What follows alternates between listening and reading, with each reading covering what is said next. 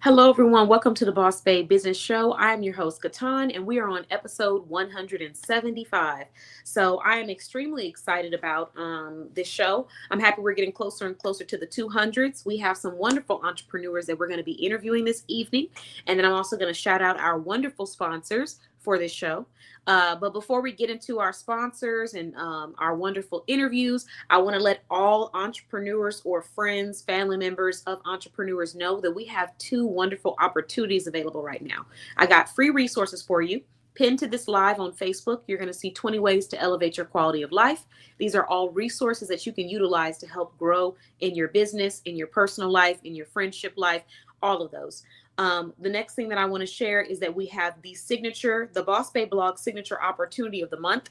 This is something new that we decided to start doing for entrepreneurs.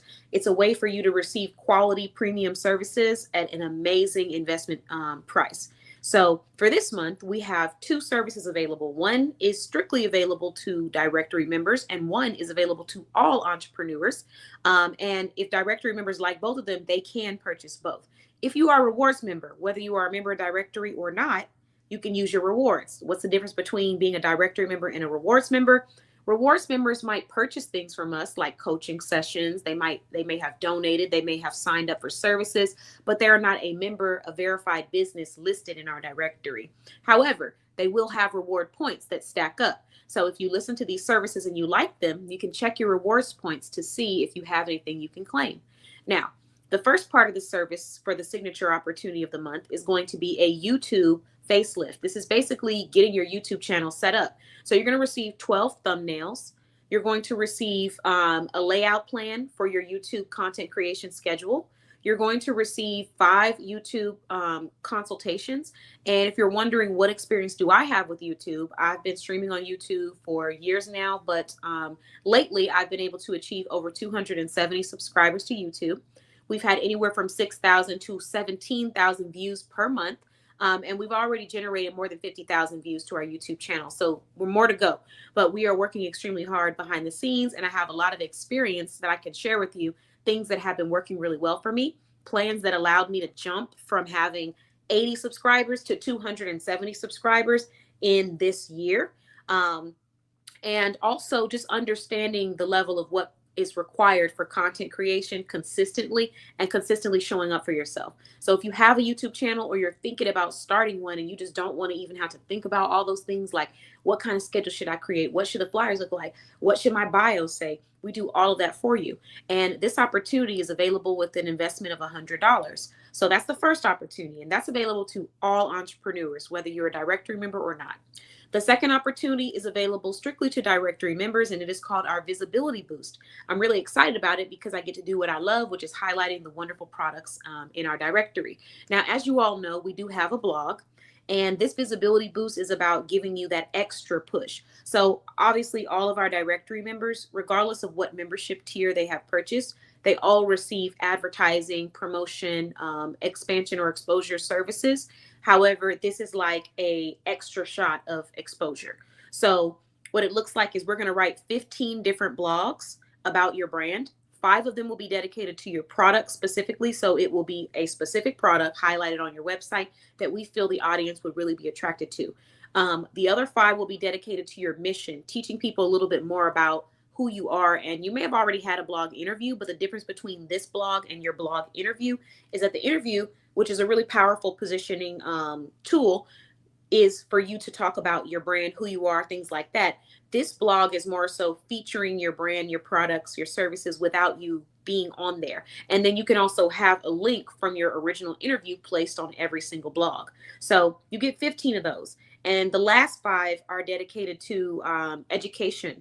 So we're educating your customers on how to subscribe to your network, how to purchase certain items, how to sign up for specific services, how to join your communities. It's an educational piece. So they get product knowledge, they get brand awareness, and then they get education on how to sign up, purchase, or take the next step towards you. That's the first part of this bundle. The second part of this bundle is that you're going to receive a blog product highlight. So we do podcast product highlight. So we do an entire podcast dedicated to your brand and specific highlighted products or services.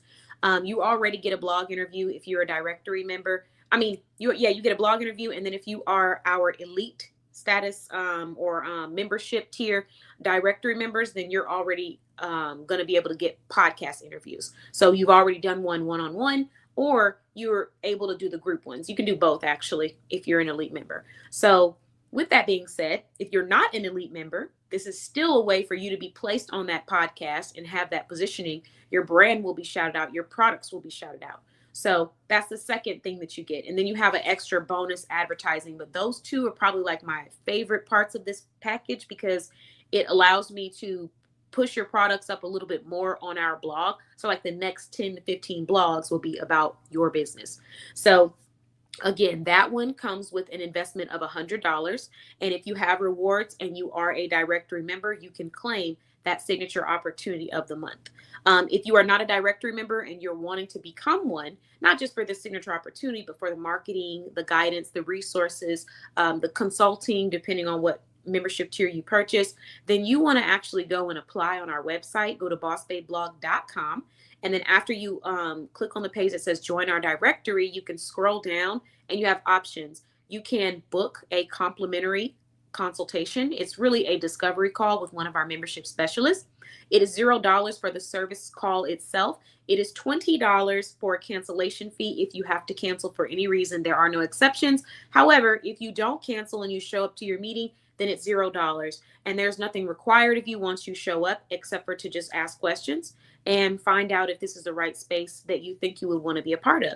And if you feel like you love everything that you learn about our directory, then from there you would go and fill out an application and apply. Within 1 to 14 days, you will receive either a membership approval letter, or we'll let you know that we don't feel like we're the right fit, because we're really big on making sure that the values align and it makes sense, because we want to make sure we're able to bring value to your brand and promote and help you elevate. So if we don't feel like it's a good fit or it's not the right time, then we wouldn't do that. That's more important than making a sale to me. And then the second part of it is that if you are approved because you are the right fit, you don't have to feel like you can't take advantage of this opportunity if your funding status for your business is not at the level where you're able to spend $2,000, $3,000, $4,000. Now, some people, they do have that funding status for their business because they receive that funding through grants, through support, through sales, whatever it may be. And some people don't, and that's okay. This directory is about promoting quality small businesses. So if you have that quality and that passion, or if you're building towards that quality and you are approved, then you can take advantage of being a part of our directory, and we can get you through invoice payments. You have two options. If you are approved and you become a member, you have the option to pay everything up front and receive all of your benefits up front.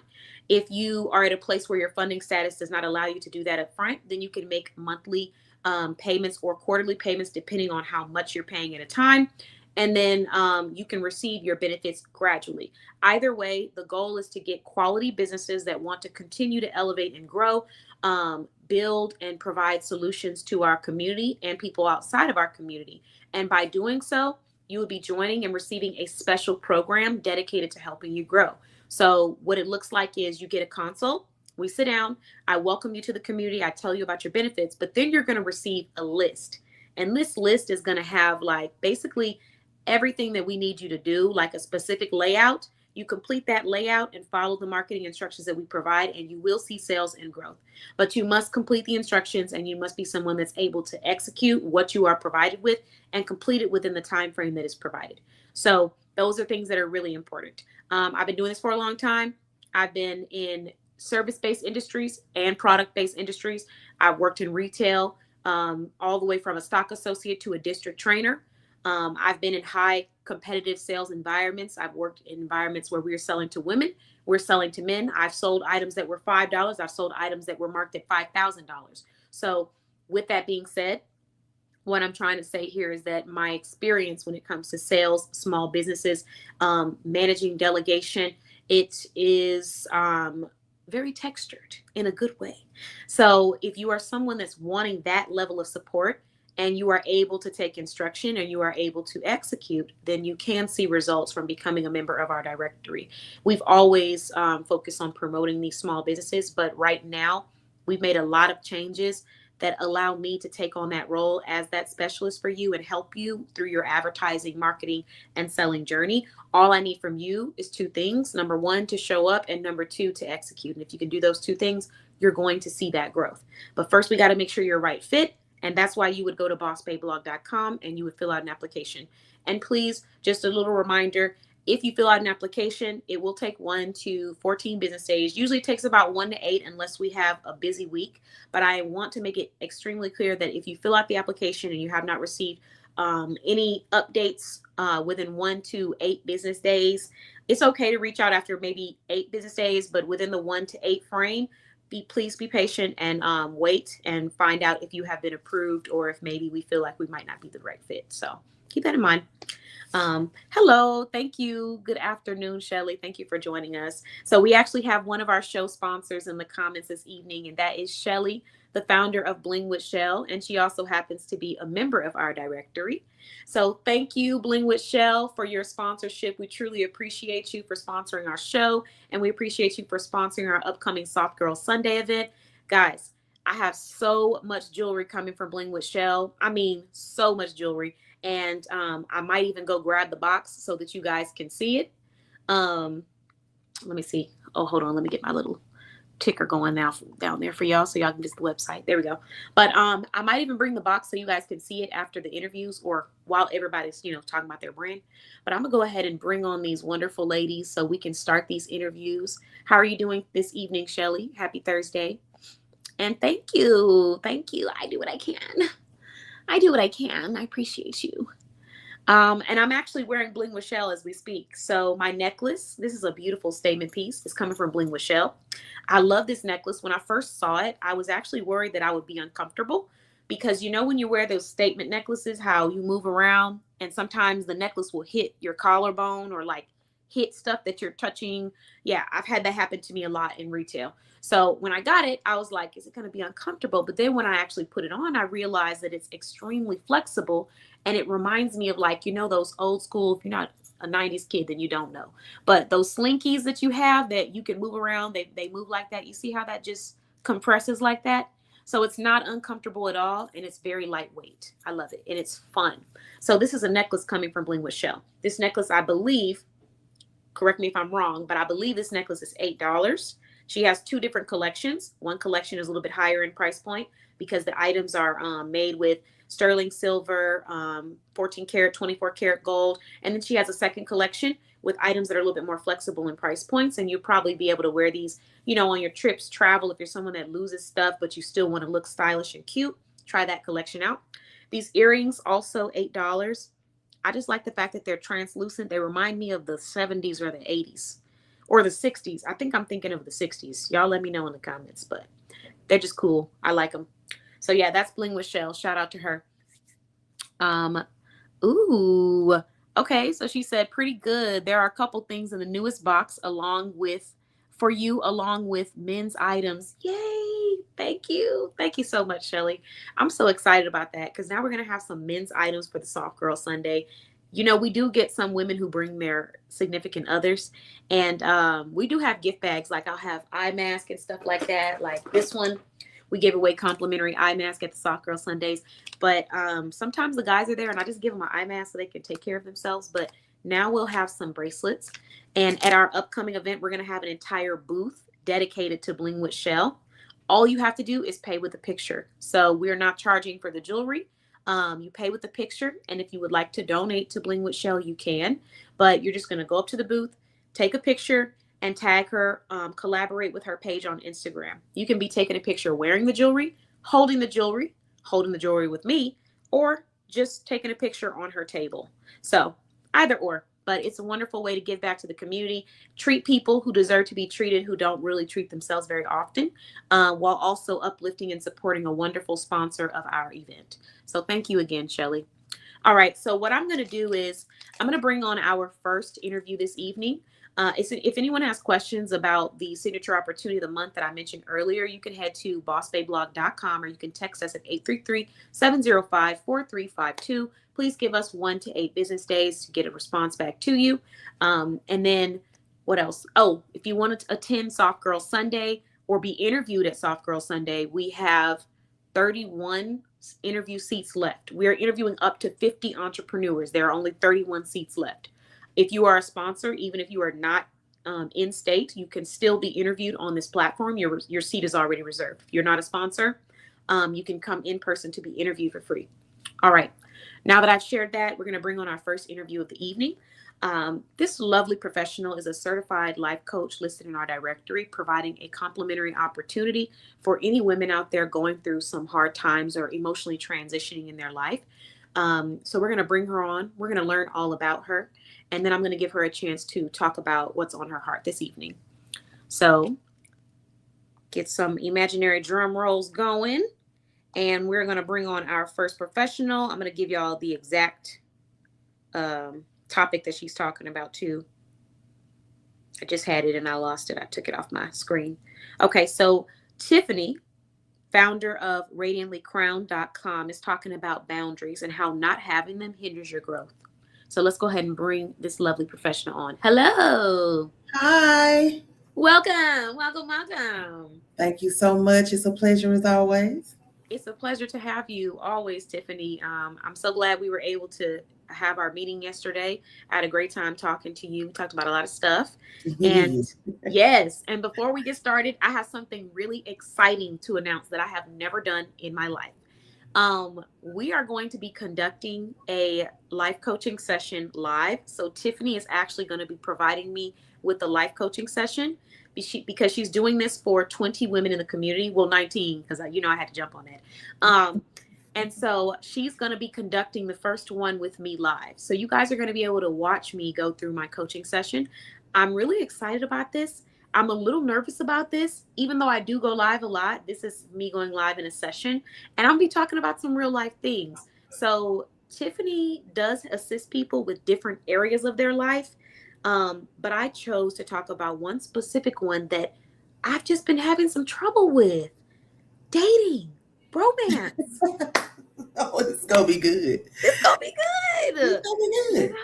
And we've talked about this, I made a podcast about it. Me, Kyliah, Raven even had our own discussions about it. And I feel like overall I have a good head on my shoulders. But there are some different things that I've experienced, and I'm interested to see your perspective, especially being that you have experience in seeing what healthy relationships can look like and also seeing what toxic relationships can look like. And maybe different ways to navigate through them, because as you know, I can be a little cutthroat. So ain't nothing wrong with it. Okay, good, because we're there. But we're going to go live. I'm going to ask you those questions. I'm going to be vulnerable in front of the audience and speak as if there was no one watching. I may or may not respond to the comments. I probably won't respond to the comments because I don't want to throw my game off. I want to focus in on our actual session. But anyone that wants to be a part of that, it will be happening. I believe it's going to be happening on a Saturday, if I'm not mistaken, but I'll make sure to get everybody the exact time. Do you have it? I couldn't remember what time. It's on the 19th. Okay. So between, August, I think it's 8. Uh-huh. Okay. So August 19th, you said 8 p.m.? Is it 8 p.m.? Yes. Yes, ma'am. Okay. So August 19th at 8 p.m. Central Time, we're going to be going live, and I'm going to have a live life coaching session at radiantlycrowned.com. So I want to do this for 2 reasons live. The first reason is to just showcase a passionate professional that is here to help you navigate through these really rough situations in life, whether it's something that you feel like might be minute or something that's really big that you need that support with. But I also want to help other women and men feel more comfortable stepping out of their comfort zone and being vulnerable, because getting help, having a counselor, having a therapist, having a life coach, having a mentor, having a guide, there is nothing wrong with that.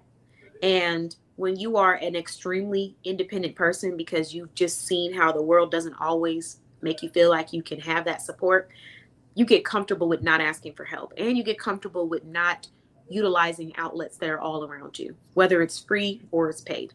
So I want to remind all those hard workers to step out of their comfort zone and take advantage of these resources. So that's what we're going to do. Are you ready for this? I am. I am so excited. I really appreciate you You for said being what? able to do it live because that right there is huge. Like Yeah, that's huge. yeah. It is because it's conversations that you have in your head, but you don't say it out loud. Yes. Um, but as we've operated on planet, because I am from planet, I don't give a. I'm just gonna get up here and give it to everybody raw and talk about, my thoughts and the things that I've been struggling with. And hopefully someone else that's watching the session can feel comfortable to do the same with you as well. So, yeah. Wonderful. All right. Hey, looks like we got some people in the chat. Thanks for joining. Happy Thursday, Charlie. So happy to see you as always. Um, Thank you for joining, Nicole. We appreciate you. We have AL Publishing and Consulting in the house. Hello, hello. Happy Thursday. So let's go ahead and have this wonderful professional come on and give it to you guys straight. This is Tiffany, founder of RadiantlyCrowned.com, certified life coach, professional with helping you navigate through, gain closure on toxic relationships in life, friendship, family, and romance. So today, Tiffany is talking about boundaries and how not having them hinders your growth. I'm gonna let you take it away, Tiffany, while I go get the jewelry to show off that Shelly donated to our event. Most certainly. Thank All you. right, you're welcome. Go ahead. Hello, everyone. How are you? I am Tiffany. If you can see, Tiffany the Diamond, and I am the founder of Radiantly Crowned. I am a certified life coach. I want to help people who have experienced toxic relationships in any area, any toxicity in any area of your life, move forward, get closure on that situation and move forward. And today I want to talk about something boundaries and how not having those boundaries can hinder you from moving forward and from growing. So I'm pretty sure everyone knows what boundaries are. If you don't, boundaries are what you put in place to keep people from stepping over you, from coming into your space that you don't want them in, from treating you like a doormat. Those are boundaries. Let's look up I always like to have the textbook definition. Let's look that up. Boundary.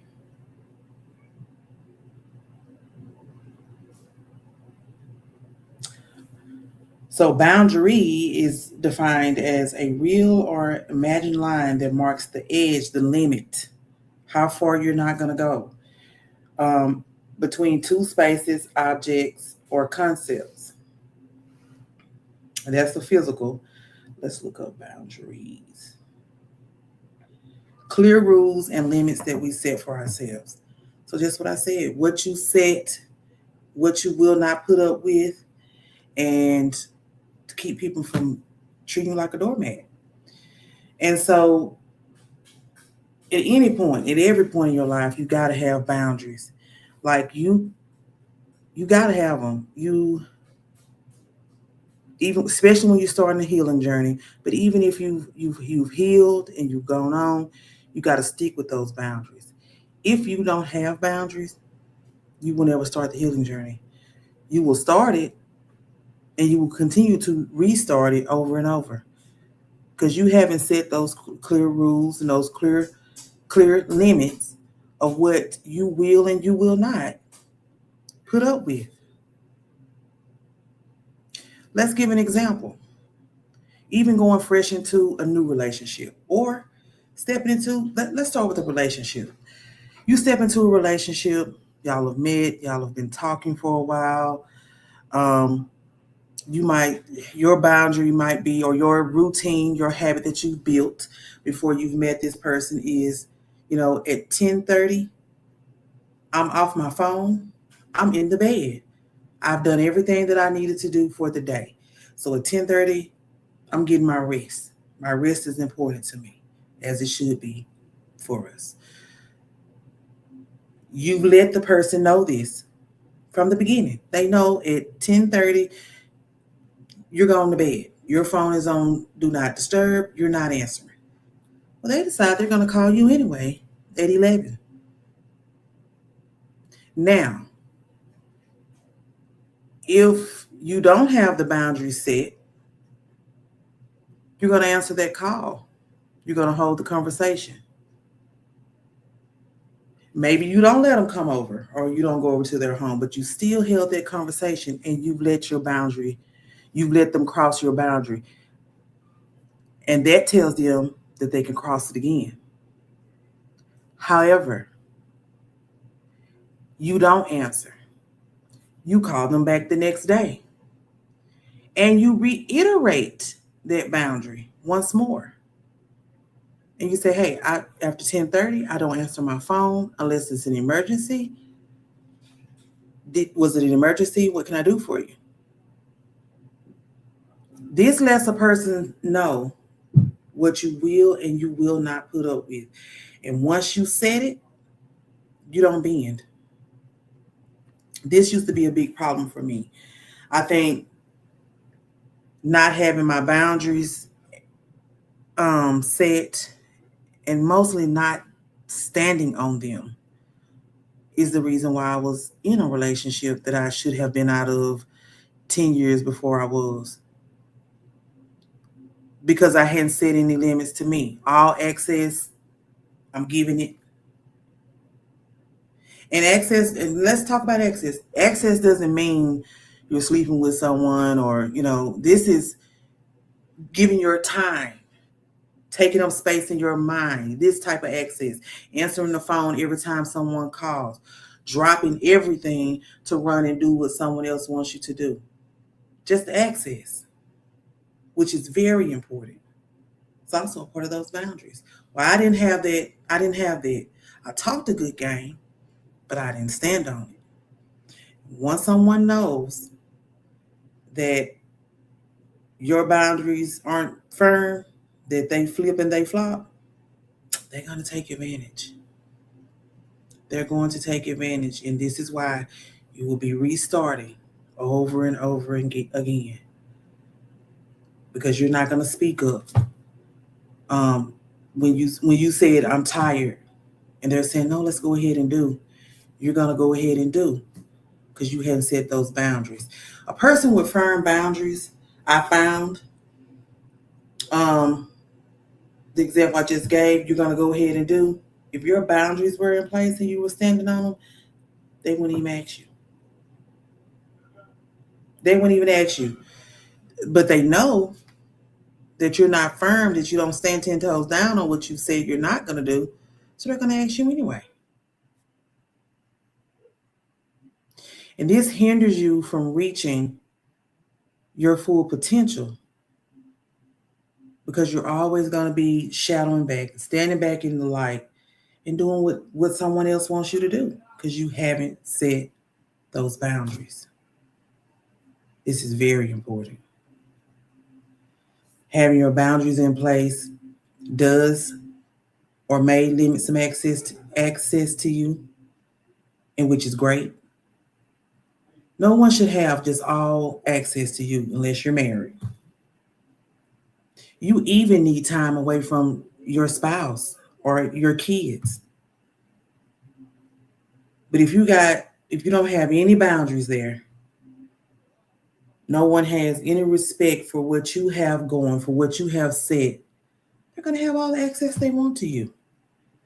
And what I have learned over the years that access, the access that it sometimes, especially with if you're dealing with in a relationship and you're dealing with somebody who's narcissistic, that access is what they want. It's not you.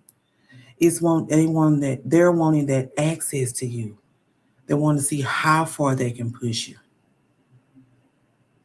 And actually, just people. It doesn't even have to necessarily be about narcissism. I think, and this is just my opinion, don't shoot me, but I think as soon as somebody does something that crosses the boundary, we say narcissistic. No, they just wanted to see how far they could go. They just knew that you weren't setting your boundaries. They knew that they could get away with doing what they wanted to do They knew that they could get away with calling you after 10. They knew that they could get away with not showing up when they said that they would. They knew. And they treated you like a doormat, and they did it. Does that really make everybody narcissistic? No. You do have some narcissistic people, but that people doing what they want to do to you because you are allowing it doesn't make them narcissistic. That's you not standing firm on those boundaries. Yeah. And that's what's hindering you, because you can't grow if you steady doing the same circle. If you steady running the same race, where are you going? But if you're getting your rest, it's because you set that 10:30 boundary and you stuck to it, no matter how cute he was or how y'all just met, you stuck to that. So you're up and you're focused and you got your clarity. If you said no, I'm not gonna be able to do it this week, I can do it next week. And that time that you set those boundaries, you showing up for yourself, you're allowing yourself to grow. So yeah, boundaries are, and I had to learn this. I hadn't always had the best of boundaries, and sometimes I still kind of struggle with it. I have to be honest here. Hmm. Especially when it comes to your loved ones. Those are the ones you really have to set the boundaries with. Like you have to say, I'm setting those, and no, I'm not doing that because I used to be the bender. Oh well, I'll go ahead and do this. Basically, I was the doorman. I just said it earlier. If you don't have no boundaries in place and you don't stand on them, you are the doormat. You are the one that people are going to call every Yeah. time they need something done. You are the one that um, you might not feel like doing it, but they're going to ask you to do it anyway. And KeTohn, I was just talking, I was saying you could take two people, doesn't matter, man or woman, and take another person that knows both. Hmm. And one has the boundaries set. You know for a fact that if I call them after 8, I'm not getting an answer. If I call them before 9 in the morning, I'm not getting an answer. This is what you know for a fact because you tried it. You got the other person who bends. Yeah. Who do you think the person is going to call? Oh, they're gonna call the person that is able to provide the support they're looking for when they want it, even if they said they were tired. Even if they said they were tired. Now, what is it costing that person? They It's don't not know, just costing and them they their, don't their always care. time, right? Because you're tired because you went and did what they wanted to do. You're Yeah. foggy on whatever it is that you have to do, whether you're running your own business or whether you're going to um, a job. Hmm. You're cranky with the people that you don't need to be cranky with or who are actually dependent on you. So how are you growing? You're Yeah. staying stuck in the same place because you didn't have those boundaries set. Yeah. So I have become a huge advocate, huge for boundaries. If you are, whether you're starting a healing journey or not, set some boundaries, even in the workplace. Hmm. Even Hmm. in the workplace. And this, so Absolutely. why is someone piling everything on you, but you're not getting the pay? And this doesn't mean blow up and I'm walk dropping out. bombs You still tonight, got to baby. pay bills. About to But make there is somebody a upset. way to establish, hey, I'm not going to do everything while, you're doing nothing. Yeah. And when you establish it, you stand on it. Can you Yes. take this on? Can you take that on? No. I mean, I don't mind helping, but I'm not going to do it all. I And don't mind so taking it home with a new paycheck. they're not Yeah, I'll going to take do it it. home with that new pay. They're not going to do Oh, it. oh, I don't have to pay. Okay, No, well then I can take home. Leave it on the desk, and it'll be here waiting for me when I come back on they're Monday. not going to do it. And I don't think people realize, a lot of people, I'm going to say people, there's a lot of people don't realize that you can actually set those boundaries in the workplace. You don't have to take Yeah, on everything just because you work there. There they are feel unfair. ways, yeah. Sometimes. And then sometimes, Tiffany, they don't have the knowledge, the legal knowledge about what they can be doing when they go through certain experiences. And part of it is because a lot of workplaces don't educate their workers on that, even though they're supposed to when they arrive. You're supposed to walk through their benefits, their Very rights, who they true. should call. They don't always do that, and they leave it on that worker to do that sometimes. And if they don't have family, friends, or support that's teaching them, hey, you got to talk to them this way, or you got to tell them that, they don't always know. And then to your point too, sometimes they know, but they are always that doormat. They're that person that, well, I Right. said I was tired and I was going to go spend time with my family, but since you asked me to write this paper for you, even though you know how to do it yourself, I'll go ahead and do it for you. I'll go ahead and do it for you. Yeah, I had to set those professional boundaries myself. I had someone that I worked with, and she would always, I started to notice that she would lean on my ability to write very well. I used to, at the end of the day, you have to write out like the analytics of the business. How many sales did you get? How many customers came in the store? How many were you able to convert to actually make a purchase? What uh, percentage was it? Things like that. And then also you had to give like kind of like a debrief of the entire day, the tasks you completed. So you do that every evening. And I started to notice that when it was time to do that, she'd be like, when it was her time to do it, and she was the one sending the email. Well, what do I put? What do I say? And what do I this? And at first I helped her a couple times. I was like, okay, we'll just say this and say that. But then, baby, if I'm gonna write it and I'm gonna do it, then it's my management shift. So they need to be paying me for it. I need to be getting credit for it. So I Maybe. said, use your best idea. You got it. You're smart, girl. You can do it. And then I went back up to the front and finished cleaning up my stuff. I'm not about to play with you. Girl, you are capable of doing this. So I set that boundary, and moving forward, she had to just do it herself. And you know what happened? She did it herself. So boundaries are important. I've had to set that in so many parts of my life. Even as a consultant, a coach, I've had times where I told you before. One time, a person was like, "If it wasn't for you, I just wouldn't do this." just so happy to say it. It just rolled off their tongue, and I said, "Okay, go ahead and pull out your notebook and get a pencil because this is the last time that I'll be doing it. So learn it really well today. I'm gonna walk you through step by step. I'm gonna show you. I'm gonna record this for you so you can go back and watch it. Because going forward, you're gonna do it every single time. And it's not because I don't like you, and it's not because I'm angry with you. It's because there's a toll that is always going to be taken on you when you decide to do something for a person. It's not always a big toll. Sometimes it's just, oh, I have to take a little time to decide to work on this. Sometimes it's a physical toll. Oh, I have to help with this labor. Sometimes it's an emotional toll. Oh, I have to listen to this story and I'm already drained, but I'll just listen a little bit more. You always take on a toll. There's nothing wrong with that. But what is wrong is when you are taking on tolls that are unnecessary that other people can carry for themselves. That's Very when I true. have a problem. When you want me to pull the sleigh while you sit in the back of the sleigh sipping on a martini, that's when I have a problem. You Yeah. make this analogy. Because that's what they do. We're both pulling together. We're trying to get to the destination. And then I look over to you to say, hey, can you pull a little harder? You're not next to me. The rope is on the floor.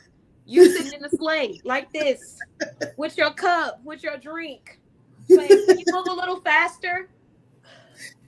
Oh, it remind me of cleaning up. Have you ever been cleaning and it's three or four people in the room and you get up and you got the broom and you working and when you come through with the broom, you notice that their feet go in there in the Yeah, air. yeah. Uh-huh. Oh, that Oh, burns me here, up. sweep that under this That spot. You know if what you they don't say? get up and grab a mop or something, Okay. They say, oh, here, this is the spot. Here, come over here and get it over here too. I'm not about to play with y'all. I made a podcast and it hasn't published yet, but the name of the podcast is I'm not about to play with you. And that's I'm playing exactly with what I say when I see a person that needs a boundary put there, because I see that you're really taking this for granted and you don't understand how expensive my time, my effort, my energy is. All of the knowledge that I have worked so hard to research and you. absorb like a sponge. This didn't just come from me waking up and my brain was just filled with ideas. I worked from a stock associate all the way up into a district trainer. I worked hundreds of hours every week, hundreds of hours. I think there's only like what, 168 hours in a week. I don't know. I just know that you're supposed to work 40 hours a week. I was working over 100 on a consistent basis, week by week by week. I went home, I collapsed in my sleep. These are things that I went through and experienced. And if you think that I'm going to sit in front of you and do free work for you because you lack the drive to do it for yourself, you have me sadly mistaken, because you don't know what I did to be here where I am today. And that's why you have to set boundaries, because if you don't set them, they will not understand that. And it will look like you are just free for all for everybody to just take in and absorb. Everyone has And access. no, There's no respect there either. there's no Boundaries and respect. respect go together. Yeah, it can be. You have to respect yourself for others to respect you. So if you're constantly working yourself into the ground, which was also a thing I had to acknowledge in retail, I'm working myself into the ground. Why would they respect when I say I need a rest, or when I say that this isn't working? Why would they respect it? I'm not even respecting my own self-care. I'm working to the bone. And sometimes there were days when I needed to work because I needed to be on top. I needed to be a worker that you couldn't replace, because I need this check and I need this big check. So I'm going to outwork everybody here. But there were many days where I could have said, I'm tired. I'm going to take my PTO. And when they say, well, we don't have anybody and we're understaffed, and I'm going to take my PTO, because it's not my responsibility for you to staff, for me to staff everybody around me. My store is fully staffed. Get the other stores fully staffed, or pay me more to staff them. So there are things that you do need to do when it comes to professional boundaries. We got some comments. Let's see. So Bella Boutique said, you're preaching. Shelly said, a couple of folks were looking for me, looking to me for assistance while I was in the hospital, and I got upset when I couldn't respond. Oh wow. Oh wow. They wanted you to come out of the hospital too? They wanted to be cussed out.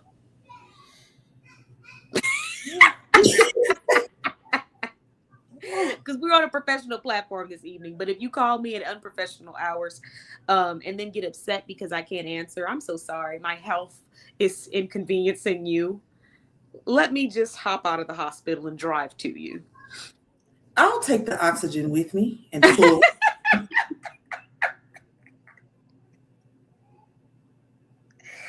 Ooh, you need to clip that, Shelly, and send that over to them the next time they get upset. I'll take the oxygen with me. Whatever it is that you have at the hospital, I'll take the whole hospital bed with me to make sure you feel comfortable. I'm so sorry. That's insane. What do we got? But that's a perfect example sometimes of what you were saying earlier. I did hear you the first time you said it, but I wanted you to say it again, about how if somebody says, I go to sleep at 11, and then you call them at 12 anyways. A lot of people do these things just to see if you're going to stick on what you said. Why? Yes, just to see. And they don't understand the toll that it takes. Sometimes they don't care, and sometimes they're just oblivious to it. I had a time where I told a professional, hey, for all business stuff, you're going to send it to my assistant, you're going to send it to one of my team members, or you're going to book a session with one of my membership specialists. This person came back and continued to send to the DMs. I opened it. I looked at it. I responded back. But in my head, I said, like, is you cool? Like, did you not hear me the first time? But then in the process of me saying that, I had to think, girl, you answered it. You answered it. After telling them where to go and what to do, you still came back and you still opened it and you still answered the inquiries that you did not have the time and could not afford to be sitting down answering, because you got a million things on your plate to do for yourself and for your clients. You still did it. So why are you looking at them like, are they cool? KeTohn, are you cool? That's what I had to say to myself. And after I said that to myself, it wasn't a problem again. Did I have the same person come back and try it again 2 times more, 2 times over? Not once, twice. Yes, they did. Hey, I need help with this. Can you show me how to do this? I'm not opening it. Hey, tell me how to find da-da-da-da. I'm not opening it, because I already told you what you needed to do to be assisted. You go to the website, you book a consultation, you get assisted by a team member, you book a discovery call, whatever it is you're needing. We have a full team to help me with, support me with doing that. And the reason why is because I am one person. So I'm not going to try to pretend to be more than one person. I'm going to accept the help that my team members bring, and I'm going to let them do what they do best, because every single person that is a part of my team, whether they are membership specialists, whether they are assistants, whether they are event volunteers, prep staff, they work hard. They know what they're doing. They have integrity. And if they don't know what they're doing, they know how to get assistance and make sure they're doing it right. So get some help from the team. I'm off. I'm at home rubbing my feet together. I'm not staring at my client portal. People be asking me questions off the rip, like I just know. Like, hey, what date was it that we said we was gonna? Girl, I don't know. What date was it? What date was it? I have clients who know my schedule better than I do. And the reason why is because they know that I'm talking to multiple people in one week. They are responsible for remembering their schedule when we meet. I'm responsible for conducting a schedule that involves multiple people for multiple different reasons, for different collaborations, whether it's a team member, whether it's a client, whether it's a non-client. So please, please, the Some toll. people be bigger than a program, though. Yeah, a lot of people want to be bigger than the program, and they want to see if you're going to make them bigger than the program, because once you make them bigger than the program, they are going to try to bend you every opportunity that they can. They will. They will. Every Yes. opportunity. Like you a gymnast. Yeah, yeah. Take it from Do a someone back who's been flip. there. Yeah. In every kind of relationship, it's not just one. It's not just friendship. It's not just business. It's not just romance. Mhm. Any place where you set boundaries and you say, this is what I'm trying to do, and this person just does not listen, they're going to continue. And I have experience with this because I've had friendships that I had to just let go of because I started the trend of, even though I said I was feeling this way, I'm still going to do whatever it is, it is you want to do, so that you feel secure and validated, even though I'm tired and I can't do this right now. I've had to let go of relationships because people were not respecting my hours, my work hours, and my relaxation hours. I've had to stop dating people. I told you about the time when I'm getting on the phone and I'm telling this person I'm exhausted, and he talking about what platform do I start a web. Boy, Huh? boundaries. Yeah, yeah. And that moment was his opportunity to test if I was serious about what I had already told him and communicated, which was, when I'm off, I'm off. When I'm working, we are scheduling and we're intentional and we're in a consultation. So when I'm off, I'm not having work conversations. You're not giving me memos about business. You're not asking me consulting questions. I am off. I'm human, just like you. And I'm not going to bend that. And the reason why is because we all have to take breaks, no matter who you are. So I'm laying down in this bed telling you I'm exhausted. I've had a long day. And you talking about some what platform, what's the best platform for my podcast and my website? Now, can you imagine had you been like if you would have had that conversation, even Mm-hmm. though you said I'm not, if you Yeah. had that conversation, the type of control, would you even be having your podcast? Because you Yeah. got to do everything for his. Mm-hmm. You're right. Yeah. It starts off small and then it leads to something big, and then it leads to, hey, Mhm. I know you said this, but I really don't care because you've been giving me what I want anyway. So I'm going to keep asking. I'm going to keep bending, and I'm not going to be considerate of you because you keep doing it. So why would I stop? That's kind of where some people's minds go. And sometimes people just don't always know or remember what your boundaries are. And you have to just remind them respectfully and kindly because they don't know. And if you're not your biggest advocate, how are you expecting them to remember that? So if you say, I don't text, and then someone texts you and you start texting them, what do you want them to do? You want them to read your mind and know that you don't text? No, you just texted them back. So you need to say, call them, hey, I don't do text messages, or I don't text. I just don't like it. So you can call me here if you like to, but that's just not something I do. And that's it. And if they I call said you, it earlier. yeah. If they call If you, they you call told you. someone 10:30 and they're calling you at 11, don't answer. Call them the next day. Exactly. I only answer. I hope it wasn't important, but I told you I don't answer Yeah. after 10:30. That's my rest time. I These guarantee are you they will think before they do it again. At least exactly. think if they do. Exactly. He said, at least think. No, you are so correct though. And it kind of sets the tone for the relationship, which is that I do love you, I do care about you, and I want to support you, and I want the best for you. Um, but I have my own life, and I'm going to live my life on my terms. And I hope that you can love me too, the same way that I love you while you live on your terms. Because I'm not expecting you to bend your boundaries for me. I'm not expecting you to do things that you're not comfortable with for me. If you're not, communicate that to me and I'll process it and I'll make sure that I change whatever it is that I need to change on my end. But when it comes to me, I'm not going to be bending. So whether that's what she say, who's so you doing the bending? I'm not doing no bending. I'm not.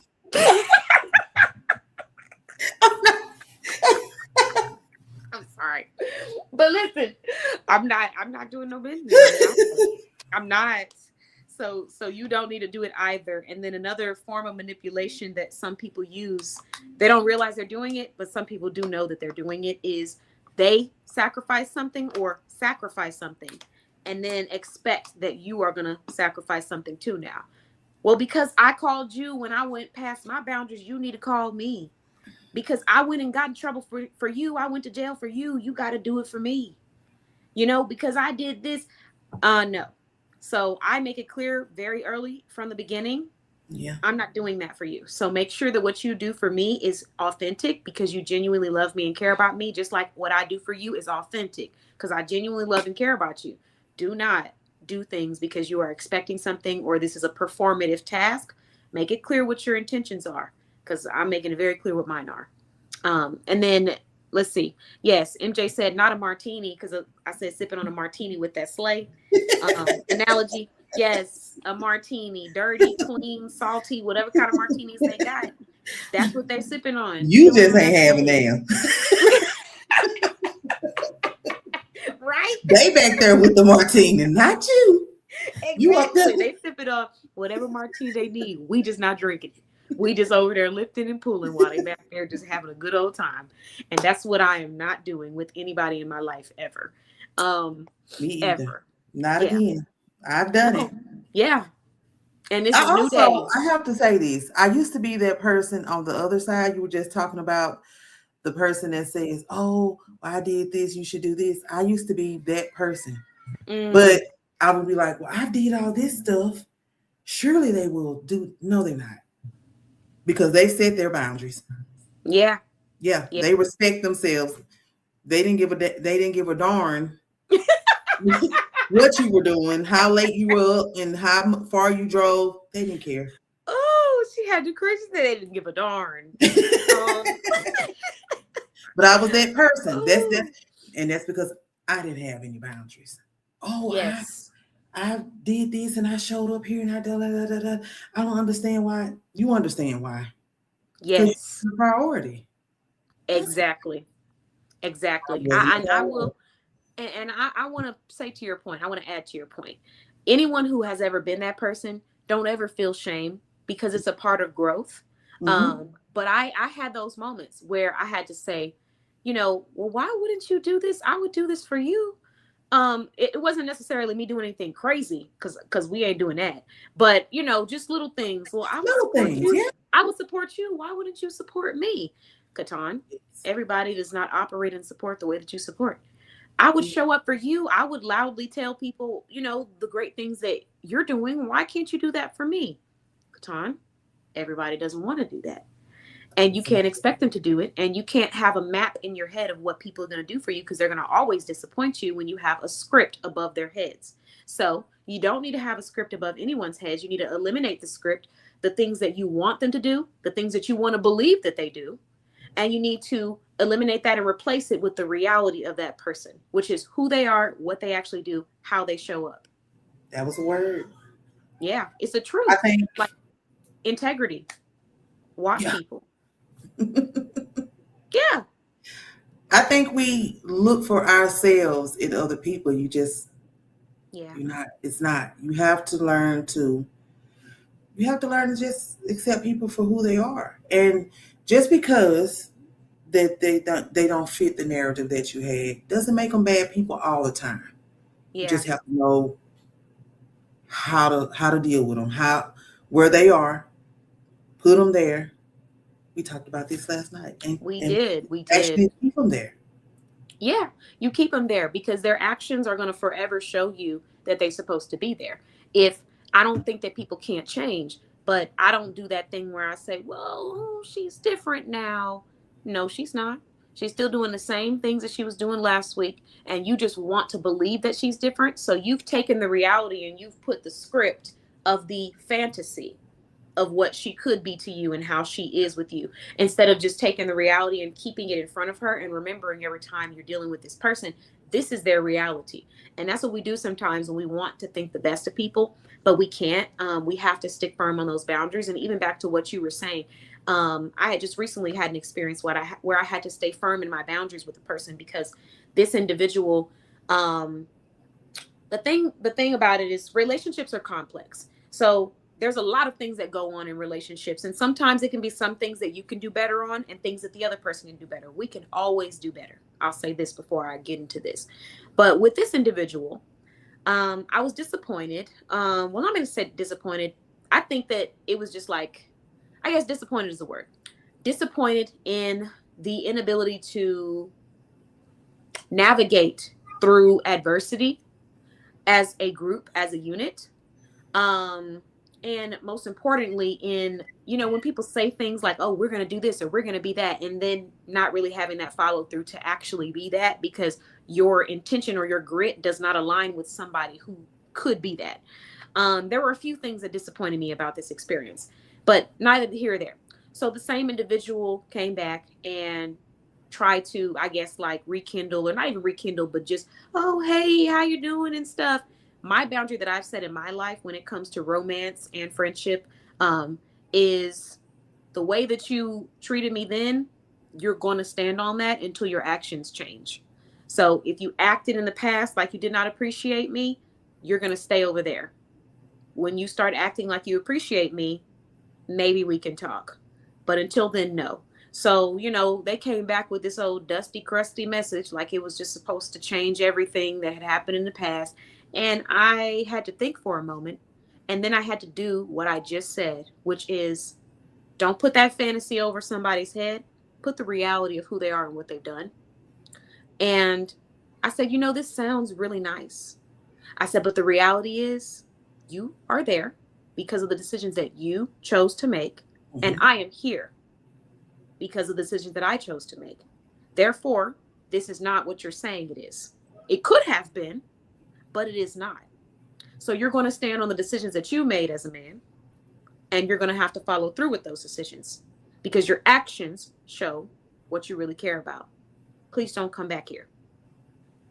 Um, don't come back here without some crawfish, uh, some land, a grant, a deed. Don't come back here with bare minimum and mediocrity, because my boundary that I have set is that I am not going to accept it. So don't come back trying to keep giving me the mediocre because it's never going to be received from me. I'm not going to change it because the moment that I change it and I accept the mediocrity, you start to get comfortable within yourself and you think that that's how my life is going to be with you. I'm never going to accept mediocre because there is nothing mediocre about me. There is nothing mediocre. Oh, So yeah, at all. So you crazy. You got to be something ain't going. I ain't look. The kitchen must not have no cook in the kitchen. That's all I can say. Is if you think I'm gonna be dealing with you on that level. So come back with above average approach, above average results, and above average action, and we can have that friendship or that relationship. But until then, unfortunately, I'm going to keep you exactly where you are. And when you set those boundaries and you set those expectations with people, do not waver. Do not. don't waver. Do not. Um, and then let's see. So, oh, Shelly, she said, and I was on a feeding tube and could not walk at the time. She's talking about when they reached out to her at the hospital wanting her to do something and then got mad when she wasn't available. I just don't have no what? I know, right? Well, there's just a certain level of like, what's the word? Is it couth? Is it demeanor? Is it decorum? I don't know. Maybe it's all of them, but something in you should just have the ability to understand that people are not going to be able to answer you at all times, let alone people who are in the hospital and not well. Um, but that goes back to like that, almost like a little bit of selfishness, where it's like, I don't care about what you're going through. I just want what I want. I want it now. And if you give it to them, that will be your relationship for the rest of your life. That's narcissistic. Yeah, That, absolutely. that I try not to use the word a whole lot because it gets thrown around, Same. I a know. They'll lot. call anything narcissistic. Look, you ate some chocolate. You're a narcissist. Like, You're, it's just, you said no? Oh, you a you're a narcissist. narcissist. It's, and I'm like, no, that's not what it is. Or the gaslighting. There's so many words that everybody just uses, all like, goodness gracious, we get it. So I do understand you not wanting to say that or diagnose someone as that. But that is a behavior that I would say you being right up on that alley. You're in the Woo. hospital, you're on a feeding tube, and hey, I'm angry because you didn't get back to me on time. Not, hey, are you okay? Can I do anything for you? Or how's your family at this time? Or do you need support? Or can I promote your business? Or let me share your page? Or just, I need you and you're not available. That's crazy. That's crazy word. Yeah. And that's why we have boundaries. And that's why we have boundaries. Okay, so AL Publishing and Consulting said if they show you who they are, believe them. The first Absolutely. time. Yes, Absolutely. ma'am. The very first Absolutely. time. And that was a problem that I had. Mm-hmm. I dated potential. Does that make sense? I was in a Mm-hmm. relationship with potentially they could be this, that, and other. Oh, if I strip this, I potentially they had shown me who they were. Yeah. And I'm gonna get the benefit of the doubt because potentially we could be here. Mm-hmm. No. Yeah. Do you know the time? And we don't get time back. You don't. You know how much time and heartache, strife I to save myself if I had have believed who they were the first time. Yeah. I do Wow, know. that was powerful. I love that. Believe Yeah. them. No, I do know, because I know that that potential, that well, he's a good person. I love him. Um we do make each other smile. We do have good times. We could have better times. I can see us doing this. These are all the fantasies that we have put over the reality. And we have to strip that fantasy and we have to look at what is really being presented to us and then decide on if we should accept it or if it is beneath us to be accepting. And once you, I guess, accept that, then you can move to that next step. But a lot of people don't ever come to acceptance with who they're actually dealing with versus who they wish they were dealing with. And they don't understand that two things can coexist. He can be a kind person or he can be a cool person, but he can also be an unhealed person. You could be really cool. You're cool. You're worthy of love. You deserve support, but you are unhealed and See, you are a walking time bomb. And I am going to be in the presence of a walking time bomb if I choose to be in this relationship with you. that is it. That is it. And that's when we lower our standards. I think Mm-hmm. everybody has a standard and idea when they go into a relationship or when they're dating, but we Mm, lower them. Oh, well. And then once we lower those, we strip the boundaries because we're looking at the potential, what could be, yeah. And I and just need you to be what it is. what it is. Yeah. I don't care about none of that. Now in this day and age and realm and era and time, I don't care about none of that potential stuff. You know how many times a person who is like manipulative will try to wave potential over your head. I had one person when I was talking to this guy, we had not gone out on a date, gonna say, and if we can keep each other's attention, then hey, I'll take you out. It was to a trampoline park. Boy, if you don't get I just lost attention. she said I It just lost already it. ain't for 30 seconds, So but the I lost you in potential 10. I can't the do this. potential of us going out, if we can do this, no. Unfortunately, I'm gonna take it for what it is, and what it is that we ain't going nowhere. We're not going on a date, and you are just a maybe. So I'm gonna move over to the yes side, and I'm gonna leave you in the maybe side. And that's what we have to do in different areas of our life. Even in friendship, sometimes you have to look at what it really is, not what you think it could be. And maybe one day it could be that, but you have to set the right boundaries for it to possibly be that. And you have to be willing to accept that it could never be that. Those are two things that are required for you to be able to get past that and have a healthy relationship with somebody. If not, you're kind of already setting it up for failure and yourself for failure, because if it doesn't work out the way you want it to, even after setting your boundaries, you're feeling disappointed. That's why you need to have those boundaries, and you need to have internal validation, so that anything that happens outside of you, you're not feeling like you have to go with that just to have that acceptance or that love. Um, and Charlie's comment was, people be peopling too much. They do. Absolutely. Okay. Um, Yes. absolutely. And Yes. then Shelly said, that's why I turned my phone off. While I was there, I only turned it on when my son came to help me pay bills. As you should. Go ahead and turn it right off. And then MJ said crawfish is diabolical. Listen, let me tell you, let me tell you something. I didn't say nothing. Let me tell you something. Look, Tiffany, like that would be. Listen, let me tell you something about this crawfish, okay? About this food. If you have not done right by me, and you have not addressed what you have not done right by, and have not taken accountability, and you coming back to me with a dusty, hey, how you, no. Okay. Also, if you're wanting me to do labor, or you're wanting, information, you're trying to sit down and have a conversation, please do not come to me without some food. Crawfish, that's the starting point. That is the prerequisite. That is the prerequisite for an apology. Crawfish. You do know they have eyes. The I just want crawfish? to put that out there. The Yes. crawfish? Yes. Yeah, I do. I know. I Oh, look at them right before I pop okay. that tail off. Gotcha. Yeah. You see, you must have not seen the directory member chat, because I actually had a crawfish that I was playing with. It was alive too. But yeah.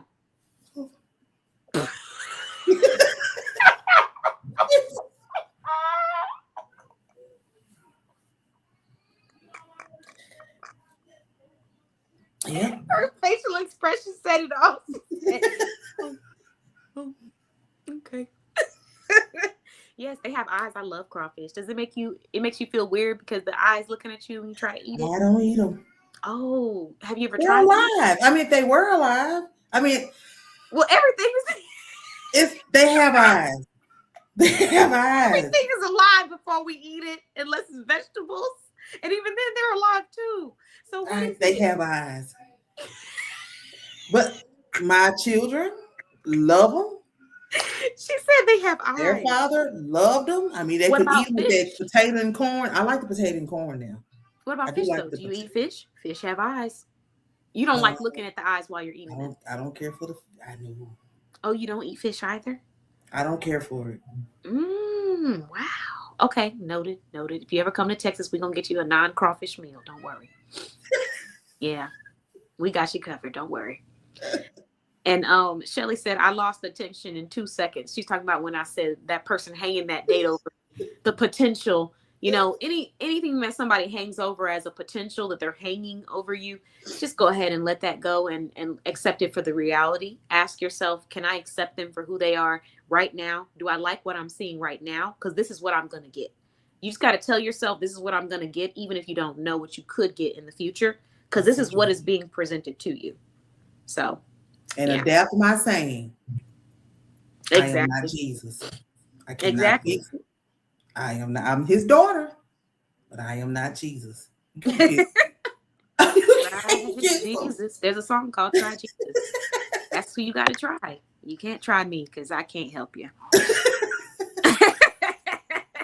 This is just as nice as I can say it. So, this was a wonderful conversation, Tiffany. Now that we've kind of had this conversation about boundaries in life, and I'm loving the engagement in the comments, you guys are hilarious and also have some really great points. Let's talk about your service. Okay. So, you're providing a complimentary service right now to 20 or 19 women. Women or men, Okay.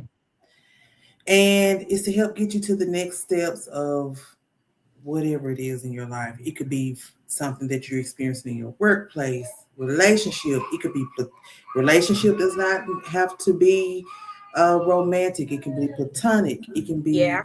a mother and her children, um, Yeah. friendships, any of that, any of that.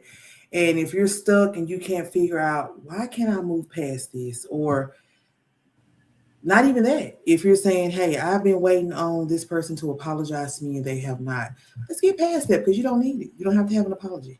You can still move forward and you can Yeah. still be great without it. And so that's what I want to help do. And whatever it is, book, let's talk about it. Let's do some healing, Yeah. closure. And another on the flip side of it, you don't have to have someone forgive you to have closure. You want No, it, but you do no, not you do need not. it.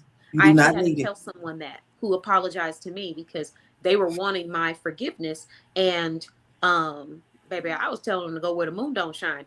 So I had to tell them, I just had to straight up give them that motherly love and say, um, which I still didn't have to do. There I go, trying to be everybody's mama. I said, what it is that you're seeking, I can't give you. You're seeking comfort, you're seeking validation, and you're seeking to feel good about yourself. And at the end of the day, you know what you did and you know how you've operated. You need to be asking yourself for forgiveness See, because you ain't gonna I get it love from me. it. I love it. And And I've talked about that in a video that I did, and I was like, you don't have to. You don't. I've actually waited for someone to say, I'm sorry. You don't. You don't need it. yeah, You don't need it. yeah. You got to keep going anyway, because they're probably still going on with their life, Oh yeah, and they ain't absolutely. giving a darn about whether they're apologizing to you or not. So, so yeah, Darn.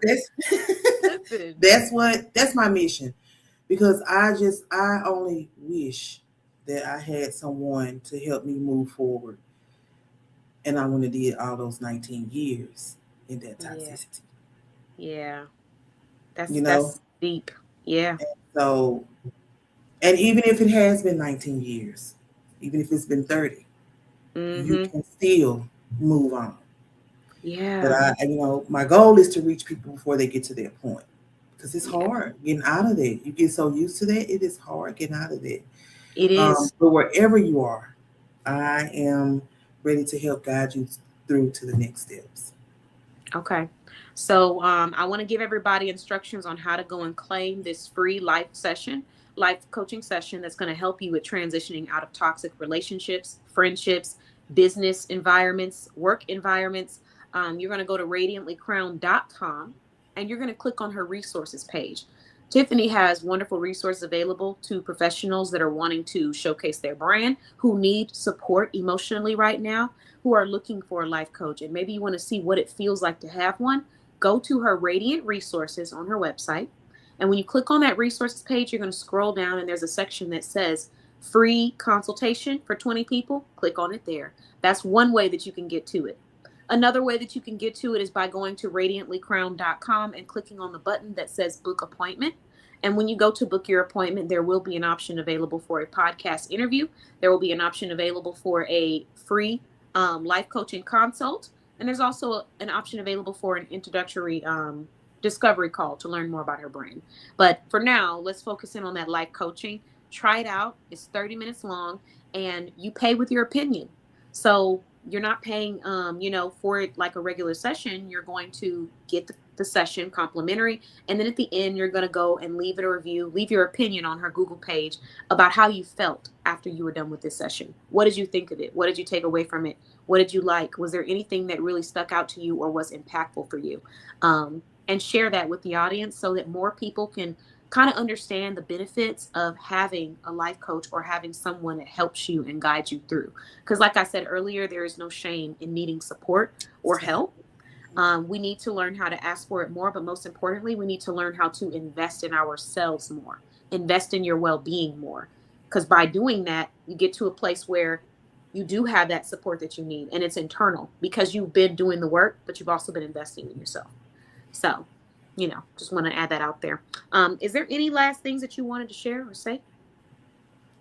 Um, no, No, I have really enjoyed myself. I needed these Thank you. laughs. I have Thank truly you. Me enjoyed myself.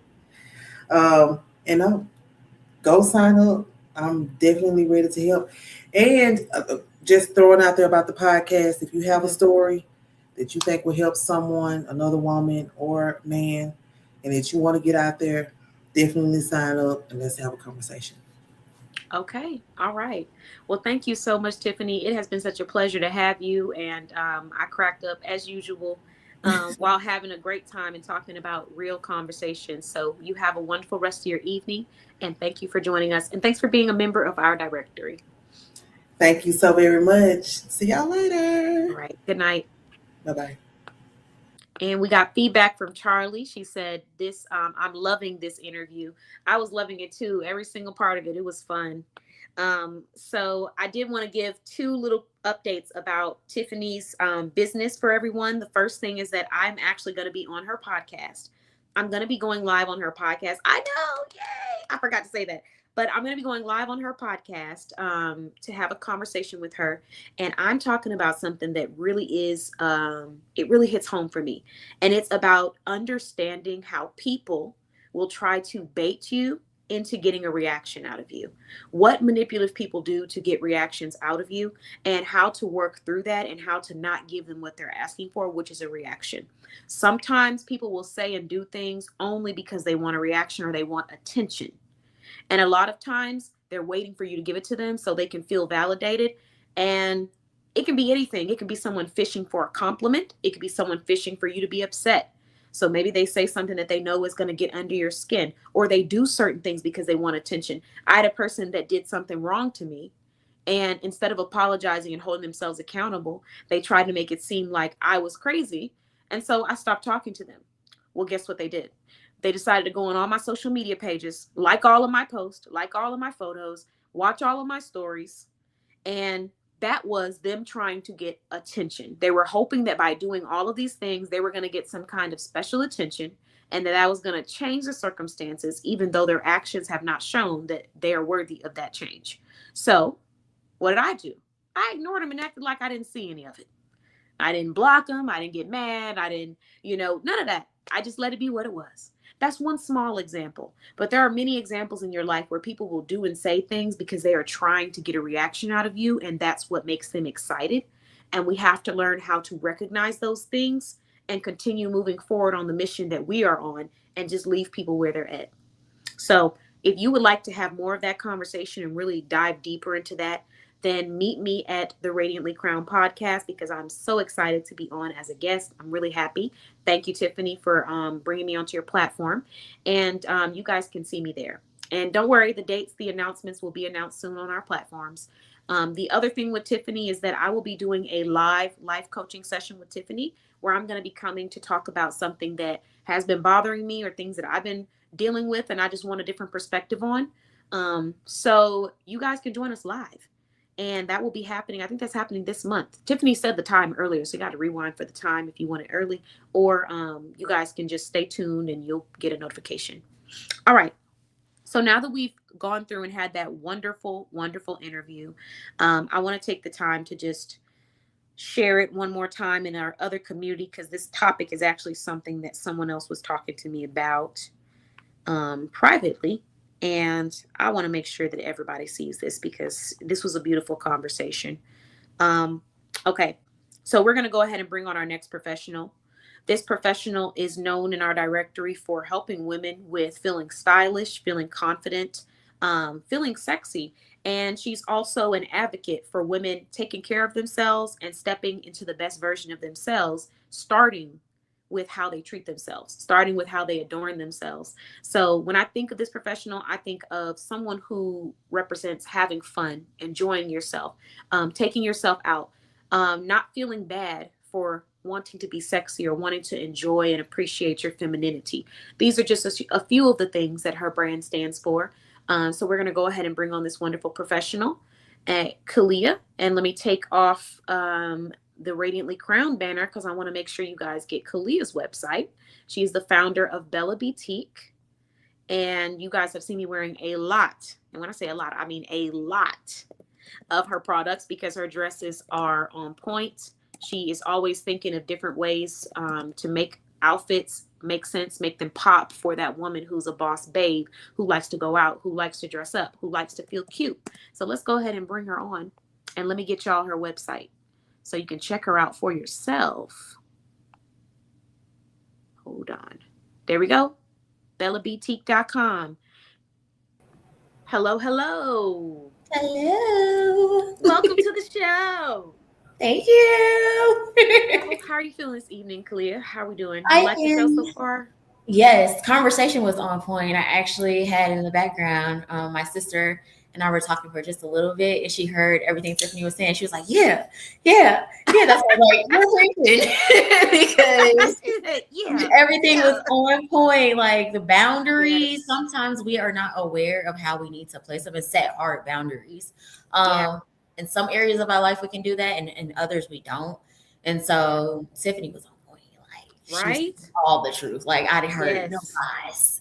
See, and that's why Tiffany reminds me every time, and I think she reminds a lot of people the importance of not being afraid to talk about what you're going through, because there's someone on this earth who has either experienced it or seen someone else go through it, who can tell you step by step what you need to do to get through this experience. So yeah, you can clearly see, like, when she talks, she's talking from experience in a positive light, and from experiences that maybe weren't positive in that moment, but she's turned it into a teaching moment for other people so they don't have to go through that. So yeah, she was on point. Shout out to Tiffany. Snaps. Yes, for sure. All the snaps, Poetic. claps, and everything. So now we're moving into our second part of the interview. And Kyliah, for your topic, I want to make sure that I'm saying it verbatim. So let me pull it up, because I thought this was interesting. I'm actually looking forward to hearing what you have to say. And this was walking walking confidently into the version of you, and how dressing intentionally can support that. So first off, I want to talk about where the inspiration for this topic came from, and then let's get into it. Okay, well, the inspiration comes from a lot of conversations that I have with women in general. And I know a lot of times we talk about it in our consultations, even at Soft Girl Sunday. We touch on this topic all the time. It may be rephrased differently, but it's something that's very common. And so I wanted to make sure that I emphasize that, because we tend to play ourselves down with wearing so many hats, but we forget that, okay, we have to be confident. We have to walk into the version that we're wanting to be, and the woman you're becoming, because a lot of the times who existed maybe last year is not who exists and sits in front of the mirror today. And so you have to walk into that version. And when you're wearing certain items, that's what helps boost your confidence and empowers you. So I wanted to make sure that women knew that you have to be able to go ahead and put those clothes on. I know for me, the perfect example was last week. I decided that I was going to put on a jumpsuit and just wear it around the house, create some content, and just keep it pushing. But it was a cute jumpsuit. And I was super productive. And every time I got on FaceTime with somebody, they were like, "Oh, girl, where'd you go?" And I'm like, "The house." Like I didn't go anywhere. I was just at home. But I decided for myself, okay, the woman I'm becoming gets dressed. Like, she's going to get up. She's going to put those clothes on. I am very, very familiar with putting on a t-shirt and some shorts and just chilling and doing what I need to do and being productive. And then when I attend an event or step outside the house to go someplace, okay, yeah, I'll get dressed. But I noticed that mentally I was still lagging and lacking, because I was at home doing the things, being productive, but I still wasn't exuding the confidence that I preach. And I was like, okay, you know what? Let's talk about it, because that's something I'm personally experiencing, and I have to practice what I preach. I have to go ahead and let women know, like, you got to walk in your power. You have to walk it confidently. Who you are and how you present yourself has to be shown all across the board. So that's where that topic came from, for sure. Definitely. Before you got into transitioning into the topic, I just wanted to kind of piggyback off of that. I definitely relate and resonate. And then that, there's a glamorized side of being a leader, being a boss babe, being that person of inspiration for a lot of people. But then the not so glamorous side in the beginning is that you do have to really hold yourself accountable to staying consistent, even on the days when you don't feel your best. And I've definitely had those days where I'm like, I'm definitely feeling like a sweatshirt kind of day. I'm feeling like looking like I live in the trees. And I had to just being real. Like it just I just want to roll out of here like I live in the trees and I don't even know what society is. That's how I feel like I want to dress today. And I had to hold myself accountable to what I said I wanted to do, which is when I step out of this house or my home, I want to look like that CEO that I am. And I Mhm. want to represent in the best light because I am a walking billboard. Even if I'm not wearing my logo, I'm wearing products from the directory. I'm wearing Bella Boutique. I'm wearing Bling with Shell. I'm wearing Carlita Cosmetics. Like there's so many brands that are incorporated into this directory. And so I have an opportunity every time that I step out of my home to go somewhere to represent them with style and with inspiration so that other Mhm. people can say, hey, where did you get that from? Oh, I got it from this business. Hey, where can I follow them? These are things that I have to constantly do consistently if I want to see that growth. And I Mhm. had to hold myself accountable to that. So on the days when I want to be in the trees, I'm like, hey, how can we be comfortable, but still hold ourselves accountable to adorning ourselves and treating Yeah. ourselves and really stepping out, feeling as beautiful as we truly are, even on the days Mhm. when we don't feel beautiful, still want to look and pamper yourselves on that Mhm. level like you are, because you are, even when you Yeah, don't feel you so. deserve the softness. I think we have to be hard in so many different areas, especially being business owners, but Yeah. also where you work in a corporate job. Like it's sometimes male dominated. And Hmm. so although we have to be hard, personality wise, unfortunately, to hear Yeah. make sure our voices are heard, we Right. can still look very feminine. Like, believe it or not, a lot of people think like I'm super girly to a certain extent. And I'm just like, if you only knew. If Yeah. you only Yeah. knew that I'm like real chill, give me some sneakers. I may have like more of a tomboy outfit, but I run um barefoot on concrete. You just can't let looks fool you. yeah, Kyliah, you know, I don't even know what to listen. You can't let looks fool you because that's the same thing. I've had that before where a person just thinks that they know what my personality is because I dress up or because they see me looking nice somewhere. But Mhm, there's layers to me, there's depth to me. And so, mhm. like you said, I may have to be a boss. I may have to Yeah. show up a certain kind of way in different environments, but I can Mhm. still express myself. I can still Yeah. look cute and Yeah. professional at the same time. And I can be feminine, super feminine, or I Mhm. can kind of mix and match, but I Mhm. don't have to look the way that I have to act sometimes. Or how you feel. Like most of the time too, when we are having our moments, because we're women, we're human, we have Yeah. moments. And sometimes it's hard to get up and put on an outfit because now we are criticizing ourselves. Or like, I thought I wanted to wear this. I thought this was going to be cute. Now you're standing in front of a mirror. You may look perfectly fine. You may look good, right? You may Yeah. look good. But mentally, you're like, this ain't it. I just want to put on this t-shirt. I want to put on this sweatshirt. I want to put on Mhm. these sweatpants. I want to have a messy bun and just go on about my day. But that really affects your mental more than you know. Yeah. I feel like, yes, you should honor where you are, definitely do that, but sometimes push past that. Like, honestly, right now, I want to take this makeup off. Like, I have a moment. But I'm like, okay, no, you have to still do the things. Like, I feel better because I can look at myself and I'm like, okay, no matter where I am mentally right now, I look good. So I feel a little bit better. It does affect you. I feel a It little bit really does. It's something better. about like you just get a little bit more of a pep in your step. And I've had moments or days or times in my life where I have been going through something and had that like wave of depression, Hmm. and it will make you not want to do anything. You don't Hmm. feel like getting dressed, you don't feel like leaving the bed, you don't want to go anywhere. And the difference that you feel when you make yourself do it, it's like an extra shot or extra boost of energy. So, getting up, do your skincare routine, take a shower, rub yourself down in those oils or perfumes or whatever it is that makes you feel and smell amazing. And just see the difference that you have if you do it consistently. Don't do it for 2 days and then say, yeah, didn't work. Do it consistently and see how your mood, it just feels a little lighter and you feel more confident. So I do agree with you. It does affect you. Everyone's style is different.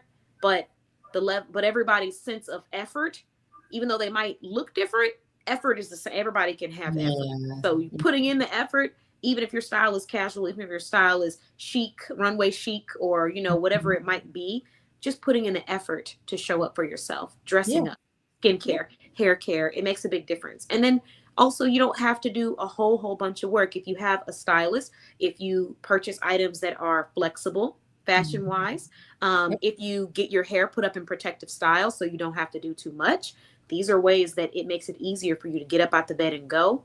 And you don't have to feel like, I have to do a million tasks just to look presentable, even on a day when I don't really feel like doing it. So, Yeah, yeah. exactly. And even when it does come to style, speaking on having different styles, it's okay to also play around with what you want to wear too. I think Yeah. sometimes we can also get a little bit discouraged if we're like, well, this has been my style for this amount of time. But the woman you're growing into is like, okay, I want to try something new, but you're scared to do it because Yeah. you don't know which direction you want to go. So that plays on your confidence as well, because it's like, well, I know I'm comfortable here, but I'm uncomfortable really transitioning into the new. And it's like, allow yourself that opportunity, play around with it. Style, fashion, and styling yourself is a form of self expression. We all have our forms of talent and skills and artistries. Hmm. I can't draw. I might be able to sing a little bit. Hmm. I cannot play an instrument, but what I can do is put these clothes on. So I walk into what I know how to do. Like, what is my ministry is my ministry. And that's why you do have stylists to help you find what works best for you, what makes your soul smile. Because sometimes we get so comfortable too, like wearing, for instance, some people like to wear just all black. It's like, well, it's safe. Why are we playing it safe? Yeah. Like, Yeah. why are you playing it safe? Like, express yourself. If you are a person that's like, I want to smile more, I want to laugh more, I want to feel like I'm just a girl. Yeah. Well, sometimes that's with color too, pops of color and different Yeah. patterns and different And accessories. having a little back out, I didn't used to wear the back, but ever since Bella Boutique, I gotta have the back out. So now people don't know who I am anymore. They don't even, is that you, KeTohn? Is that your back? It's my back. And it is. So You're good. yes, So good. I love it. Honestly, I really do love it. And then also, I have to say this for our professional ladies and gentlemen. Mhm. Um, as much as we might feel like it can feel superficial, your image plays a huge part in how people approach you and how they calculate you as a person. And there's like positives and not so positives to that statement, right? But the Mhm. reality is that it is the case. So Mhm. I'm not saying that it won't change. I'm not saying that the world isn't, that it doesn't have an opportunity for getting better. But here's what I will say when it comes to business and making money. When you know that there's a behavior that you have to exhibit to see the money, you either choose to exhibit the behavior or you choose to reinvent the wheel. Choosing to reinvent the wheel, nothing wrong with that, but it's going to take you a little bit more time and you have to make sure that you really have the heart and the passion for it. Mhm. But lots of times, presentation really does matter. Actually, I would say every time. Even with some people who are casual, if they're looking for a casual brand, they're going to look towards you if you're a casual person. If you're too Mhm. dressy, they're not going to look towards you. So even in those instances, presentation does matter. Yeah. And if you're going for a certain look or you're trying to reach a certain audience and you don't really know how to style, I recommend getting you a stylist, working with somebody in that field. And here's why: because there's a certain look that people go for when you're in different industries. For example, if you are in real estate, there's a Mhm. certain kind of outfit that you want to wear when you're going to show these houses. Not every time, but overall, in general, in Yeah. professional industries, they have a certain look. Yeah. And so it's not to say that you can't be different, but in that stage where you're trying to gain that credibility and you want to get those customers, try to think about what you can do to increase the chance of somebody making a purchase. And if it means putting on a navy blue blazer, then get you a navy blue blazer. And sometimes people try to do it themselves. You can do it yourself. You can do your own research. You can add your own flair. But sometimes you really just need to hire somebody to do it for you because everybody's not a stylist. They're just not. I've met a lot of people who do a lot of great things, but you're not a stylist, and ain't nothing wrong with it. But just hire somebody. Get someone to do Yeah. it for you. Yeah. I agree. I Yeah. mean, Having somebody help you achieve the look or the desire of where you're wanting to go is so much better than like failing through it. I mean, we already have a lot on our shoulders. And if it's something that you can delegate that task to somebody else, that's just go ahead and use them. I mean, for Yeah. me, I didn't want to keep having to post consistently all the time. So I got to be a manager. Can I do it? I can, but Yeah. I can work on getting the content and I'm still going to post consistently. I mean, I still have to do my part, but to know like those are moments where a social media manager can assist me in that. Helpful. Yeah. Marketing, helpful. I mean, why Yeah. wear all the hats if you don't have to?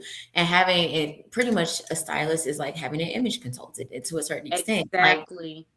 what your brand is going to be, like how you are dressed and how you present yourself is a part of the brand.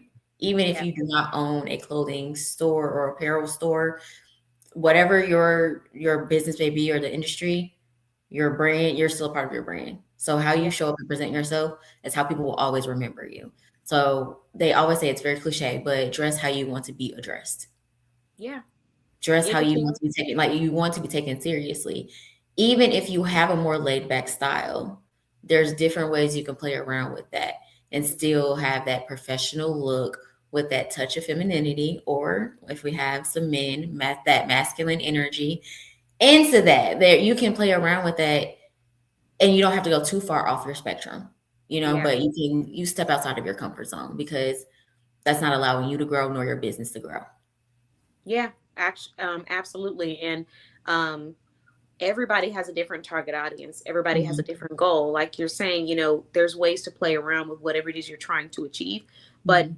go ahead and delegate that to somebody to help you out with that, because a lot of times people don't realize that it could be how you're presenting yourself that is turning off your leads. And I've Mhm. even had to have that conversation with people, and sometimes they took it and they appreciated it and they accepted the feedback, and other times they took it and they were upset about it, or they didn't agree with it, which is okay, or they Yeah. felt offended by it.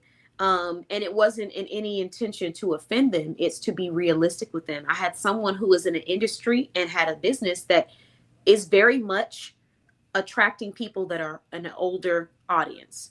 Gotcha. And it's not to say that everyone who is an older audience is always going to look at you like this, but there are statistics for a reason, because there are certain behaviors that this audience exhibits. So the age that she was looking towards, she was dressing more so for a younger audience. And Mm. she already looked young. She Mm. already looked younger than what she was. So you already have, this youthful baby face. Mhm. You look like you're in like the younger 20-ish age range, and you're really trying to cater to people that are like in maybe like the 60, 70 age range. And Mm. those people, the generation that they come from, if you are a professional or an expert, you are going to look a certain kind of way. Yeah. So if you're approaching them looking like, a skater chick, not to say she looked like that, but Yeah. you approach them with that kind of look and you're like, hey, I can sell your house or I can do this. It's Mhm. almost like comical to them, and they're not really going to, they're like, I More don't think so. seriously. Yeah. Yeah, and it's not that they're trying to be mean, but it's just a generation that they come from. A professional dresses a certain kind of way. She looks a certain way. Her hair is going to be neutral. Her nails are going to be neutral. They may Mhm. not be as long. They may not have on as much makeup. And if they do, it's going to be very light, very neutral colors. They Yeah. may have on earrings, but they're going to be studs. They will have on a blazer. They will have on a conservative top. They will not have the swoop of the neck. They will have it buttoned all the way up to the top. It will be a lot more conservative. They will have on jewelry that's a little bit more conservative or attracts people of an audience that is older. So these are things that Mhm. you have to think about when you are marketing to that audience, so that you can get them to see, hey, pay attention to me. I'm real, I'm credible, and I can give you what you need. Now, once you start to build that credibility and you have a little bit more flexibility to kind of have fun with yourself, and your audience who's there for you, they're going to love it. And the ones who aren't, they might leave, but at least you've built the credibility and people know that you're real. And so Mhm. that is one of the reasons why you should probably look into having a stylist or an image consultant or someone that styles you to help with your image. You can do both and you can have one. If you're one of my clients, I would recommend getting you a stylist, and then also sitting down with me in a consultation to talk about what your image needs to look like, so that when you go to that stylist, you have a list of what you're trying to achieve. But Yeah. when you get there, Let them be the expert. Not to say you don't have opinions and that there might not be things that you like if you don't like blue, you don't want to wear any blue, okay, maybe we lean away from blue, but let's be open to at least trying a few things that might be blue if the expert is telling you that this is a color that's going to help you with what you're trying to achieve. So let them be that expert and delegate. That's just some tips. um and Tiffany said, wow, I love this. It's very eye opening. I am the brand. Never thought of it that way. Absolutely. Absolutely. You are your brand. You Yeah. have to represent, and you have to think about the type of audience that you're trying to speak to. What is it that they look at or see as effective when it comes to shopping, purchasing, subscribing, or even just leaning in to the resources that you have? Because sometimes you'll miss out on the people that you could have really impacted simply because of the presentation. Yeah. So I just want to throw that out there, just some branding insight. Now, Yeah. Kyliah, I want to let you take it away and really talk about walking confidently into the version of you, and how you dress is incorporated into that. So go ahead and hit us with it. Hello, hello. Thank you for joining us, Amy. So, walking confidently into the version that you are becoming and how you dress for it. So, life has different transitions, right? And as we're growing into the person we're supposed to be becoming, our style can change. We may have liked something that was more form fitted or tight fitting, whereas now the woman you're becoming may like something a little bit more looser, or wants to play with patterns, wants to play with just a different version of yourself. You want to walk into that confidently, with your head held high. And that's very important because that helps you feel empowered, but also people that are meeting you along the way, they'll feel empowered as well because they'll feel your light and your energy. And sometimes when we're going through different transitions of life, we don't realize that our style is changing with that as well. It's just something that like clicks. Like usually, for instance, a woman may say like, I was going through a really rough time. Now all of a sudden she's chopping all her hair off. And you're like, girl, what happened? Like we must have been going through it. But it feels relieving. She's like cutting off that dead weight and she's growing into the woman she wants to become. And so when it comes to your attire, you want to do the same thing as well. You want to wear clothes that actually fit you, not clothes that just because it sometimes is in that size, you want to make sure that it fits appropriately for your body type. That helps you with confidence as well. If you're wanting to play with patterns, we can do that confidently. If you want to play with different colors, we can do that confidently. If you're who you want to become is already in you. You just have to walk in that role with your head like just really held high.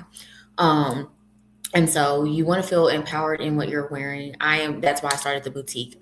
I wanted to make sure that I had bold statement pieces for those women that weren't afraid to just show up for who they are. If you have a bold personality, but you might be, internally, but you might present yourself as a little quiet. Speaking of myself, your clothes can speak for you. And so sometimes if you are more introverted, it allows you to have a conversation starter. So when you're walking into a room, if your outfit is already speaking for you, that will start the conversation. It alleviates the pressure on you. And so that helps you to feel like, wow, I'm confident. And now the person talking to you is like, well, what do you do? What do you have going on? Or why are you here? It just really helps you move along the way versus like hiding yourself. We can't hide ourselves. We're here for a purpose. We are on this earth for a purpose. You're not meant to hide. And your attire also helps you with that. So be bold. Like literally be bold. That is one of my taglines for the boutique that I started in 2020, and it is be bold, sassy, yet classy. And that is going to stick to Bella Boutique because that's who we are and that's who you are. I wanted to make sure that the brand was a representation of the woman that was hiding herself, was like, you know what, I no longer want to do that. I no longer want to operate in the space of fear, in the space of just, being quiet. That's not why we're here. We have to speak for ourselves. We have to speak up. We have a voice. And the woman that you are becoming literally requires you to speak up for yourself. We can't hide anymore. Like I don't want to keep repeating that part, but you can no longer hide.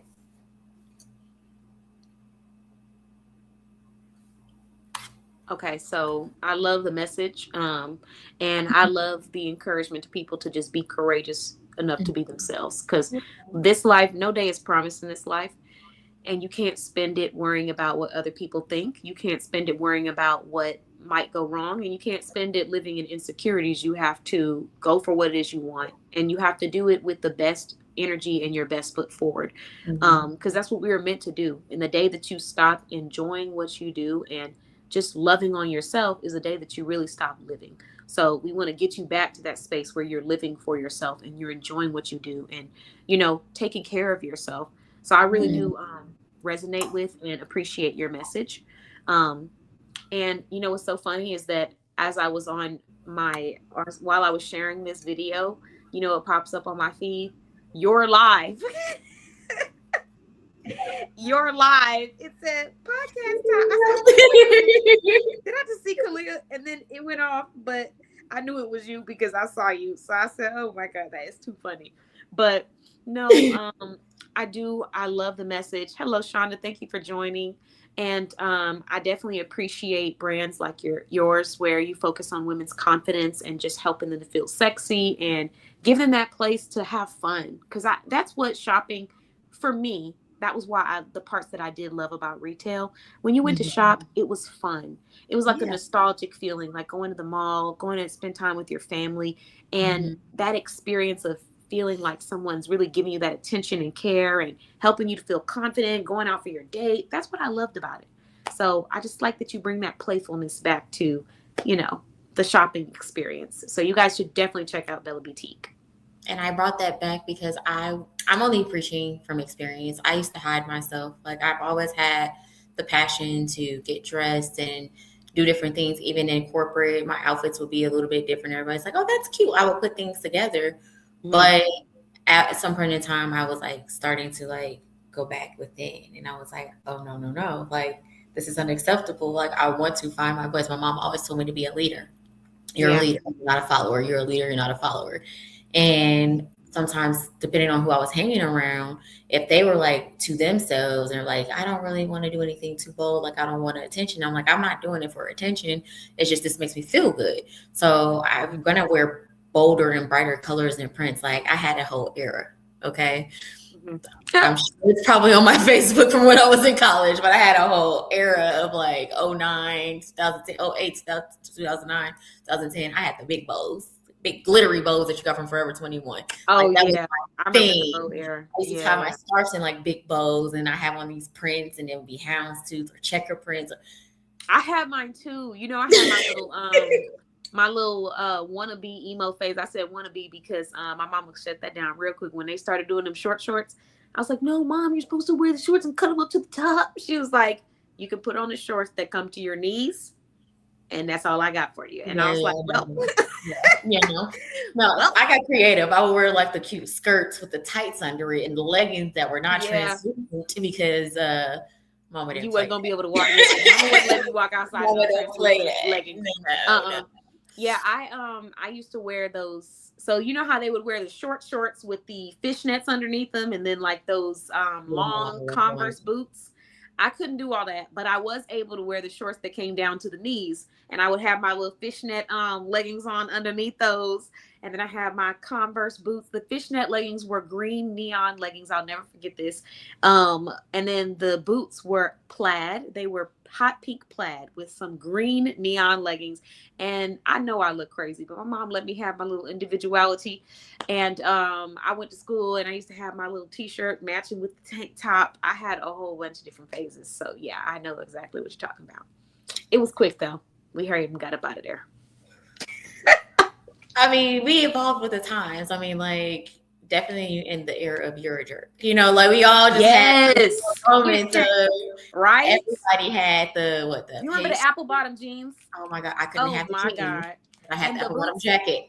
Everybody. I had my boots with the fur though. I put that outfit together. Now when I have the jeans, because my mom was like, "You're not wearing anything with anything written on your behind." Right. But you can have the jacket. So I had the jacket, like a little jean jacket that had the apple bottom emblem on it, and then I put some cute like skirts with it and whatnot because I was very much a church girl. So I was in middle school. I just can't. I remember we had like a social. Don't age me. Don't do that. I'm talking about me being in high school. You're like, I was in middle school. And I'm like, talking about don't age me. Wait a minute. Yes. Listen, when that apple bottom jeans came out, I remember because I was in middle school, and don't tell me, please, please don't ask me why they were playing apple bottom jeans at a middle school. I don't know why, but It was they were, popping. but it's like, come on now, y'all. We are middle school kids. We do not need to be singing and dancing about no apple bottom jeans. We be dancing about these apple bottom grades. We used to sing all the songs we weren't supposed to sing, but we didn't know what we were singing sometimes. Mm-hmm. We didn't understand the lyrics, but but the adults who played it, like, think about it. There was an adult who literally put together a playlist for this event, sat down and said, okay, this is a middle school event. We have minors in the building. Let's put on apple bottom jeans, boots with the fur. She hit the floor. I mean, they probably said, well, if your parents are letting you listen to it, then, you know. And how they know our parents let them listen to it? I don't know. My parents didn't. Did I sneak and listen to the secular music? I did. Should I know what I'm talking about the collective? I'm not supposed to, because I was supposed to listen to like a gospel and sit down someplace. But yeah, it was that was a crazy phase. But they did used to play that, and I remember all the different styles that were trending. So now I have a question: what is one trend that you never really got with, or you liked it, but you look back and you're like, that looks crazy? I got one. It's when people had that concealer on and they would put it all over their face, and it would be like different. It would be like blocks on the like it wasn't blended, and then they would have it on their lips too. They put the concealer on their lips so it looked like. I'ma stop. What's yours? I'm sorry. I just have to go back and like really think about that. Like I really envisioned that. I closed my eyes in that moment. Shelly said, y'all are making me feel ancient. We're not trying to. We promise. I mean, she made me. I said, you're aging me, and you're not alone. Listen, my siblings call me ancient. They don't even call me old school, old soul. They just call me ancient because of the things that I say. I don't know. I stopped trying to keep up. I stopped trying to be hip. Spirit. So that's probably why you do have like a mature spirit. So I could see why they would say that, but ancient is crazy. It really is disrespectful. Don't do that. It really is. I was like, what do you mean ancient? They ancient one. That is my name. But what's yours? What's your trend? And y'all tell us in the comments, what is one trend that you thought you never really got with that you always thought looked crazy, or that you used to like, but then you realize it didn't age well? Oh my goodness. It was definitely, ooh. Why did we wear t-shirts with the tank tops on top of them? Why did we do that? We wore the t-shirt with the camis on top and had our jeans on, and we thought we was doing the thing. We thought that was it. And then we did have the crazy accessories too, because we had the bubble gum bracelets and necklaces. Like, and the bracelets going all the way down to here. Or another one, that one I am very guilty of. Mm-hmm. What is it? When I was old enough, for sure. Definitely at 21, 22 age bracket. I was definitely in the club looking like I was going to work. Very professional. I was guilty of that. Had the cute platform heels on. That era of like girls would get dressed up. We would have the blazers on. We would have like a bodycon dress. Yes. Okay. Yeah. Club. We would definitely be doing that. So I don't know why we did that. Hot. We were just hot in the club. Looking like but you know what? Based off of what I see these days, I'm not mad at it. Like, let's bring back the dress codes everywhere, because we just got to have some level of like, let's just try. Let's just have a little fun. You know. Okay. Let's get to blazer. It. So current one, though. Like the business interview is kind of crazy. I'm not gonna lie. You're right. No, I'm not gonna lie. Shelly said, she said, I'm 58. Shelly, give me one. So what's something that you wore? It can be like when you were in middle school, high school, or it can be when you were in your 20s or 30s. What is a style that you wore that you thought was so cute back then, and now you look back at it and you think it looks crazy? Or a style now that you think looks crazy that you just don't love? I want to hear one from as many people as possible. And then we're going to do one of our favorite trends. You got another one? Yeah. Okay, what you got? I'm gonna tell you this one, and then I'm gonna run and go grab my cord to keep my computer charged up. Okay, what you got?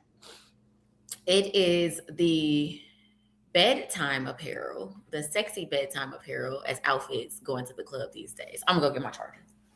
Okay. Wow. That's a okay. She bringing up the controversy. Okay, here we go. So I don't know if I can think of any more off the top of my head. I just remember when people used to put concealer on their lips like it was chapstick, and that was crazy to me. Um, Let me see what else. What else? What else? Definitely those stockings or those fishnets with those long shoes, but that was more of me. That wasn't everybody. That looked crazy, but I No, thought it was that's still. not that. You're not the only one that did that. There were some people who did that. Okay, yeah, yeah. Mine was looking crazy. It was that neon, Yeah, I bright, feel like that bright. was an era. No, no, no. Yeah.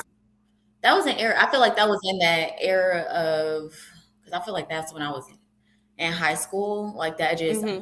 like 07, 08, Okay, 09. I Like got I feel another like one. everybody. Oh no, go ahead. You say you felt like everybody was doing it.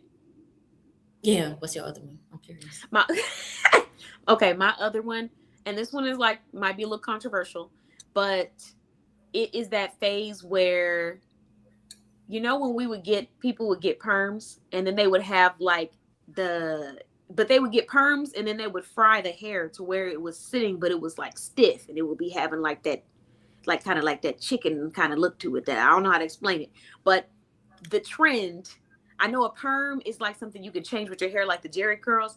I don't know. It's something about the perms. It Okay, just what, hold on. The chicken. there's the No, there's I'm just, movement, there's wave, there's movement when you get your perm done, you do the little flat iron stuff, or when you do a silk press, or when you do the hot comb, you got yes. movement, you got a little body.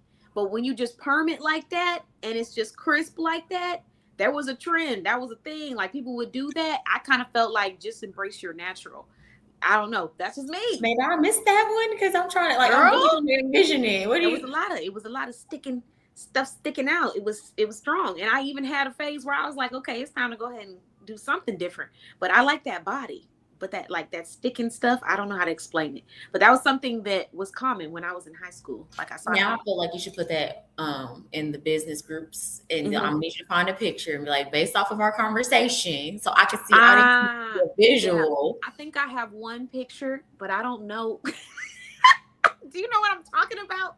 It's like it's not there's no body there. I don't know if it was because it was fried or because the hair was just like overly, cooked with the perm and stuff. But it's like that stiff. Was it like shorter hair? Because I know like sometimes people, if they Sometimes had it like was shorter. shorter hair, it didn't have as much body, or if it was It like didn't thinner move. hair. I think just naturally, like just like when you go to get the perms for curls, because some people have straight Yeah. hair and then they go get the perms for the curls. Sometimes it comes out nice, and sometimes you can tell that that's not your natural texture. And when you go to get the perms to straighten, it's the same thing, depending on how you care for the hair. But a lot of people were just going to get perms simply out of like, this is what we need to do, or because other people were doing it. But you can tell that that's not your natural texture and your hair doesn't have the movement and the health that it's supposed to have. So I felt like, Okay. yes, I It's my felt like, memory. is Okay. it clicking? You know Okay. what I'm Okay. saying? Is Okay. it Okay. there? Okay. So Okay. Okay. look, so I feel like that was a trend. It wasn't the healthiest, but people would do it. I cannot. She talk about the banana peels.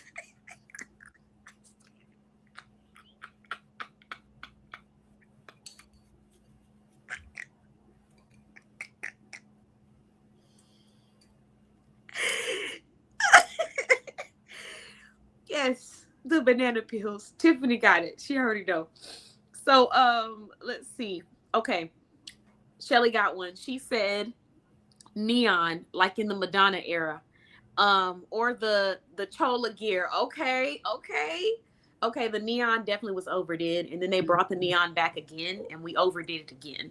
Yeah. Um, yeah, I don't know what it is about neon. It just causes us to go crazy in fashion. Um, I do remember the chola gear too. I think some people still wear it now. But I think the way that they wear it is different. They wear parts of it. Like you don't Yeah. see the full look or the full Yeah. outfit completely. You might see some of the earrings, you might see the liner, but you Yeah. don't see someone wearing all of it. Unless At it's a least I themed haven't. party. If You there is said a what? themed party, then Yeah, yeah. if it's a themed party where they're going to a specific era or Yeah. a specific music time period or something, I see it then. But Yeah. that's about it. Yeah. But the neon definitely keeps coming back. And then Tiffany said the long ass socks with the itty bitty, with the little bitty skirt and the Mary Jane shoes. Yep. Mm-hmm. Mm-hmm. I Yeah, remember. I remember. Mm-hmm. yeah, yeah. That was a. You're right. You're right. Mm-hmm. That was. They Mm-hmm. watched too much Scooby Doo. They did. And Shonda just cracking up over here.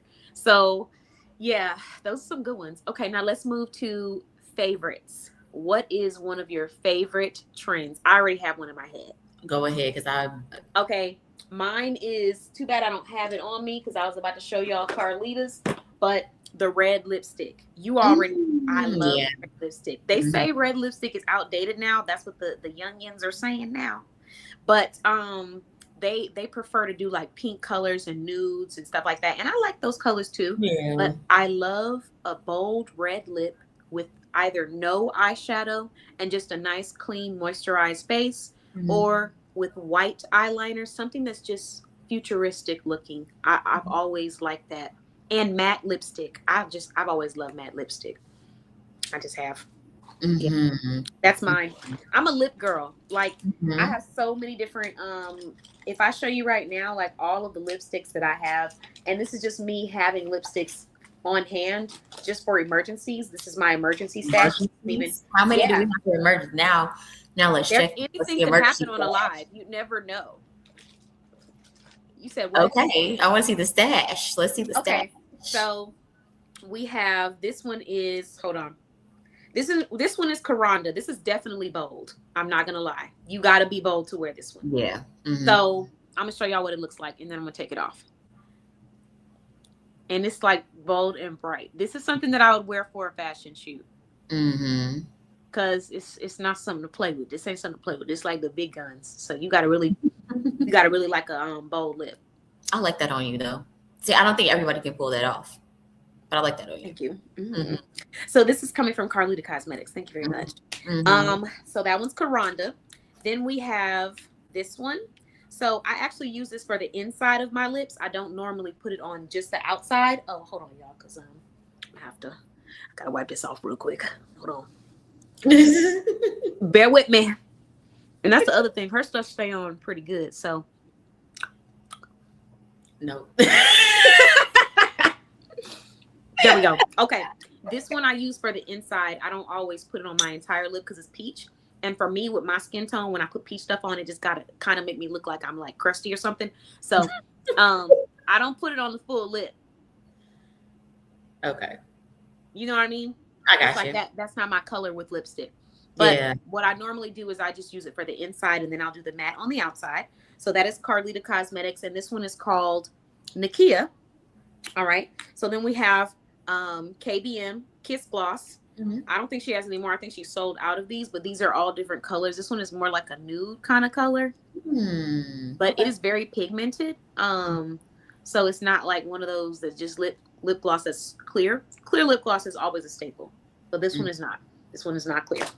The next one that I have is coming from the Slave Collection, another business listed in our directory. And these are both of the same color because I liked it that much. I got two. Sugar Plum. Yes. I do that. So guys, if I ever purchase something twice on your website, yes, it was on purpose. All right. Let me take this off. I'm going to show y'all what I'm working with. Here we go.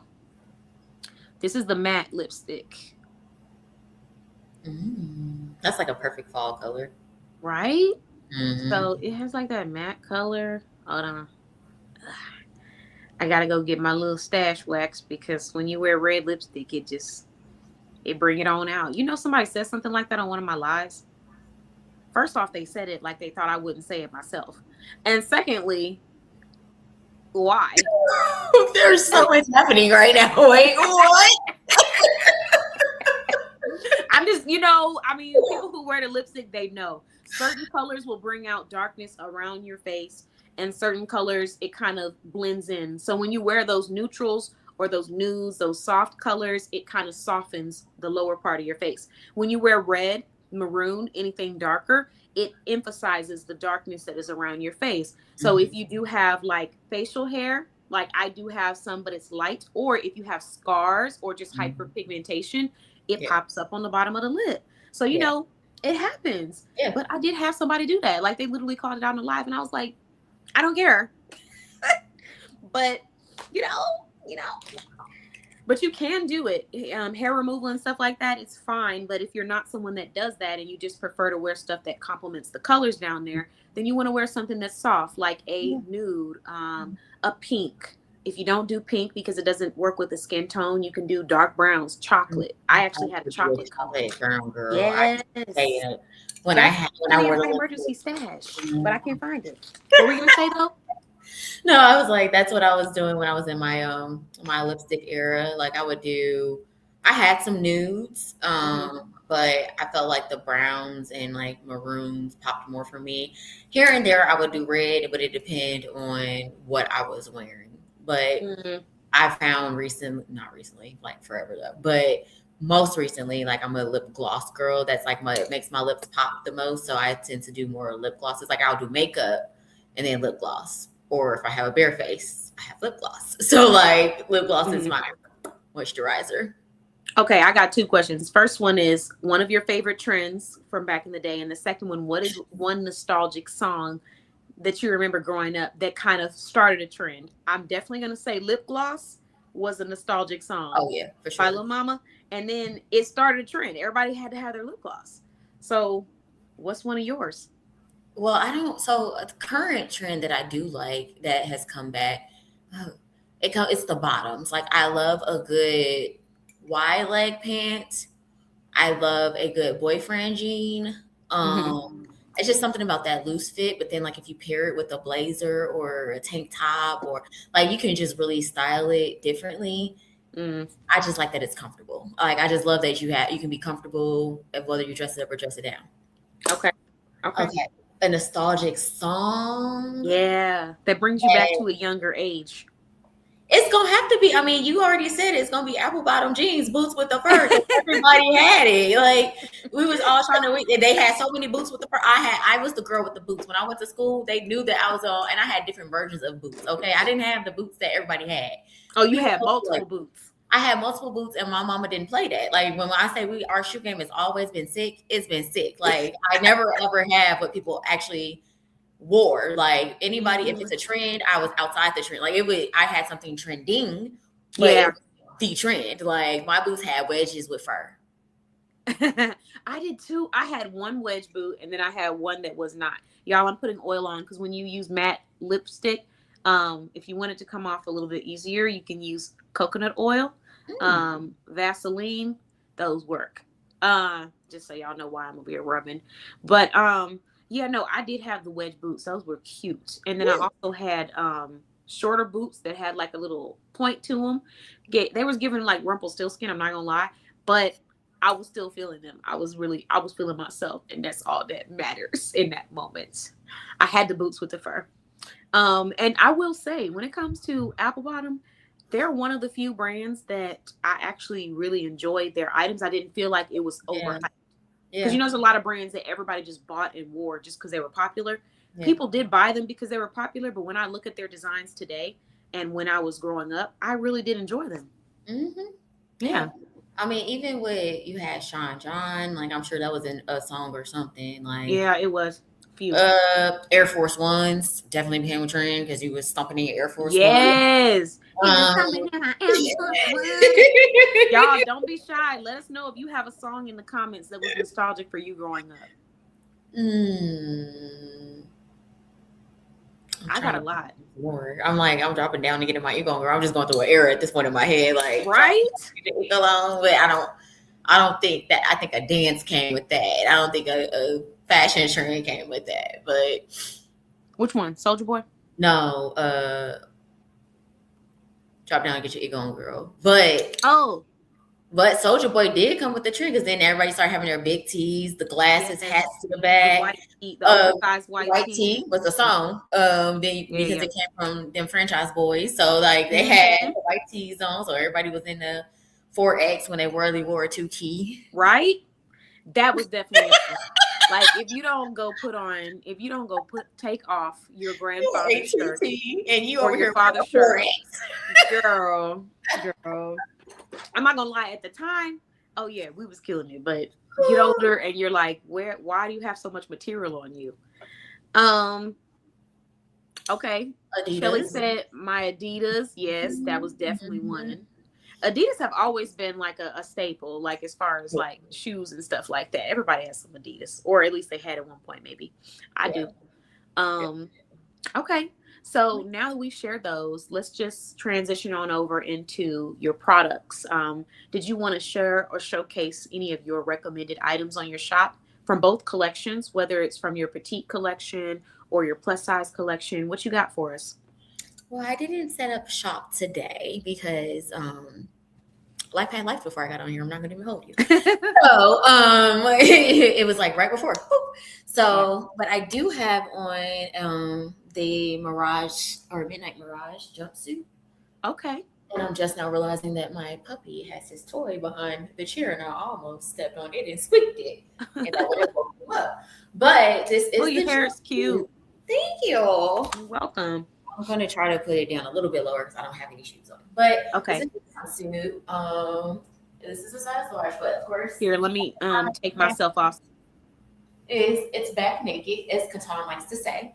But this is the jumpsuit. It's very stretchy. It's a nice lighter material. It's perfect for a date night, a girls' night out, or if you're just going to a restaurant. I will try to make this up a little bit more. But it's perfect for that. I love that it has the deep V cut, but you're also still like held in and very snatched at the waist. It does have a zipper, so you are going to be secure in that. It is a halter neckline as well, which has, I think I'll be able to show it to you, which has a clasp if you wanted to use it that way or like secure it that way, but you don't have to do it that way. And then the bottom of it, I'll try to show you as much as possible. The bottom of it is like loose as well. So it is friendly for tall girls. I am 5'3", so I would wear some heels with it. But yeah, this is just the one that I wore today to give you guys something perfect for honestly all the seasons because you can dress it up or dress it down.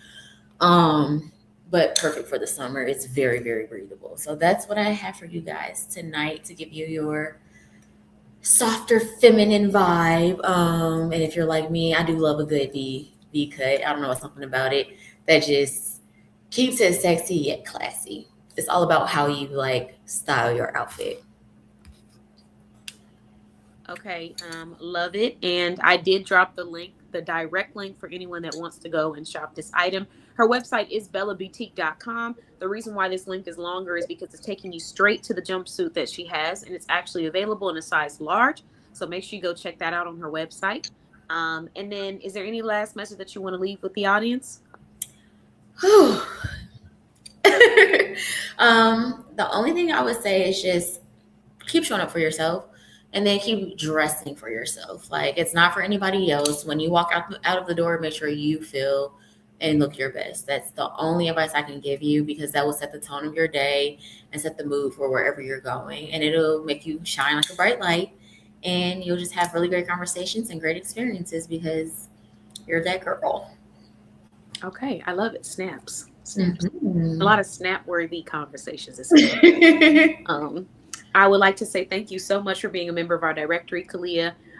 Thank you for the style, the fashion that you bring, as well as the inspiration, because I think we always need that reminder as women to really pour into ourselves. And it really does like help boost your confidence, even on those days when you're feeling low, by just going that extra mile and taking care of yourself.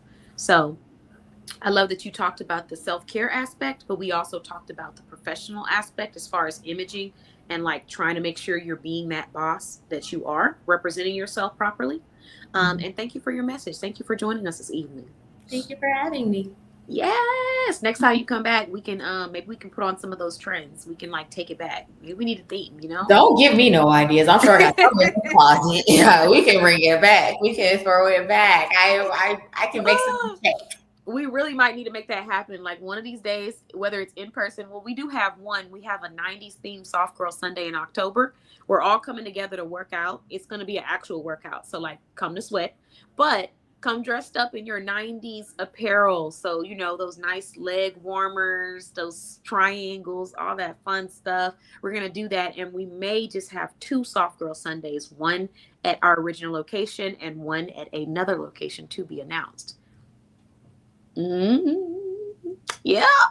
So thank you again. You have a wonderful rest of your evening. And I appreciate you. Thanks for joining the show. Thank you so much. You're welcome. Bye-bye. Bye. Okay, so that was a great interview. Again, great conversation. I had a good time just kind of asking those questions with you ladies and seeing what everybody's responses were. Um, so tonight's show, I feel like both professionals definitely talked about some pretty good conversations. One of them being the importance of setting boundaries, having boundaries, and the other one being the importance of really dressing like that CEO or like that woman that you know you are, and making sure you're taking care of yourself and being courageous in your style, trying new things. So, both wonderful conversations. If you are just joining and you didn't get a chance to hear about the signature opportunity of the month, where we are creating YouTube business page setups and providing thumbnails and bio descriptions, or where we're doing the visibility boost for all of our current directory members, make sure you rewind this video. And if you want to learn a little bit more about the process to becoming a verified business listed in our directory, learn about it through our website, bossbabeblog.com. You can click on the page that says join our directory and go from there. Before we go ahead and say goodnight to everyone, I do have a few things that I need to do. I still have to work this evening, so I'm going to get straight into it, and then I'll see you guys next Thursday. But I want to shout out all of our wonderful sponsors of the show. If you would like to become a sponsor, it is currently $50 to sponsor the show. Once you sponsor us, we're going to shout you out to say thank you, just like I'm going to do with all these professionals. Let me start off with one of the first business owners and one of the first viewers to join us this evening, Bling with Shell. So thank you to Bling with Shell for sponsoring our show. She's a nationwide jewelry provider that has two separate collections. One collection is going to consist of jewelry that has 14 karat gold, 24 karat gold, sterling silver, crystals, stones. And the other collection is going to consist of stylish jewelry and accessories that is going to be at a different price range, from $8 to $25. They all start at $8. The second collection is more about having items that are going to last for a very long time. Even the ones that are $8 last for a long time. I'm wearing them tonight. But yeah, so she has versatility if you're needing that. And the QR code is attached. The website is paparazziaccessories.com/bling with Shell. Thank you very much. All right. The next business that we are going to shout out is another professional that joined us this evening, and that is travelwithmj.net. Travelwithmj.net does the heavy lifting so you can travel light. She is a travel advisor that can provide you with travel resources. She can also provide you with travel deals. She can help you with booking a trip. You can utilize her booking portal, and you can also book a complimentary discovery call with her to learn more about her services and how she can help you travel light. The next sponsor that we're shouting out is EliteHair.net, the same brand that is responsible for my stylish hairstyle that I keep getting compliments on. These are crochet braids. They don't take a long time to do, and they look extremely cute. And you can play around with the colors that you want to have. Mine is just straight black, but EliteHair.net is a sponsor for the show and responsible for my stylish hairstyle. EliteHair.net is based out of DFW, Texas. They provide hair braiding services throughout the area. And they're also a verified member of our directory, just like travelwithmj.net and Bling with Shell. The next sponsor, and thank you, EliteHair.net, the next sponsor that we are shouting out is going to be Charlie Shops for deals and custom gift baskets. To order, you're going to text 757-842-0556 for holidays, birthdays, parties, couples, traveling, any kind of occasion where you need a custom gift basket. Charlie Shops is the place to go, and you will not be disappointed. Charlie Shops is another verified business listed in our directory, owned by Charlie Stager, who happens to also be a home decorator and a home stager, based out of Virginia, servicing worldwide at ckdhomestaging.com. Thank you very much, Charlie Shops, for your support, your sponsorship. We truly appreciate you. The next sponsor that we are shouting out also happens to be a verified business listed in our directory, MJ's Tees and Custom Designs. You can reach out to them with the number 229-234-2741. They provide custom t-shirts, custom long sleeve t-shirts, custom sweatshirts, custom hoodies. They have so many items, custom notebooks. You can go to their website to purchase a custom order, or you can check out some of their already designed custom tees. Thank you, MJ's Tees and Custom Designs.com. We truly appreciate you. We have a couple of holidays and awareness holidays coming up. For example, breast cancer awareness. We have, what else? Breast cancer awareness. We have Christmas. We have domestic violence awareness. And so she actually has t-shirts on her website where you can go and shop these items directly for your special occasion.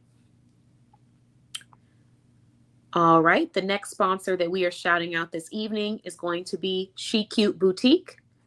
She Cute Boutique is a boutique servicing nationwide based out of Texas.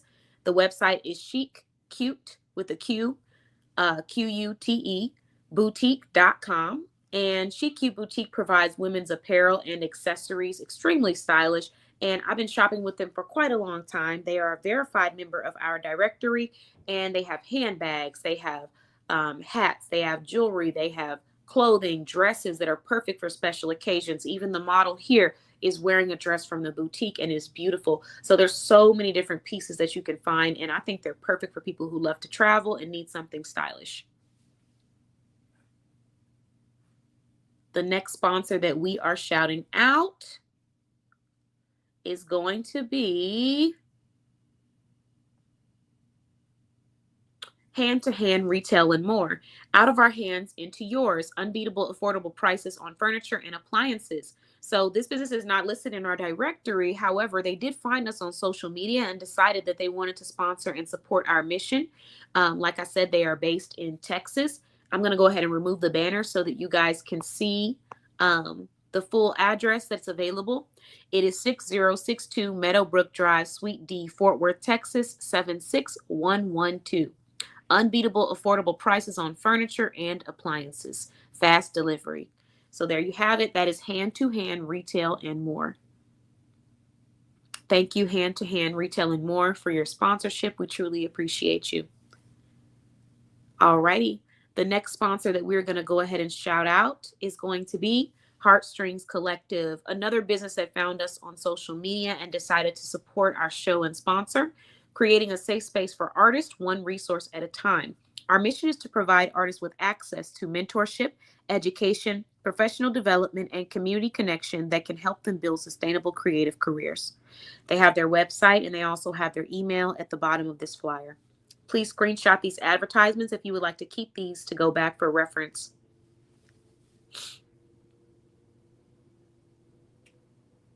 All right. Thank you so much, Heartstrings Collective. The next business that we are going to be shouting out for sponsoring our show is the Premier Group, Business Consulting and Financial Strategy. Their services are business startup consulting, personal credit repair, business and credit funding strategy, operations and compliance, financial strategy and structuring, strategic mentorship, bookkeeping service, and wealth protection. So they're not a business listed in our directory, but they did find us on social media and decided they wanted to reach out and support our mission. Truly appreciate your support and sponsorship, the Premier Group. Their phone number is 205-790-5759, where strategy meets structure. All right. And last but never least, we have our final sponsor that we're going to show off this evening, and that is Jenkins Pro Tax Software. Limited time offers save big on professional tax software with exclusive deals. Why choose Jenkins Pro Tax Software?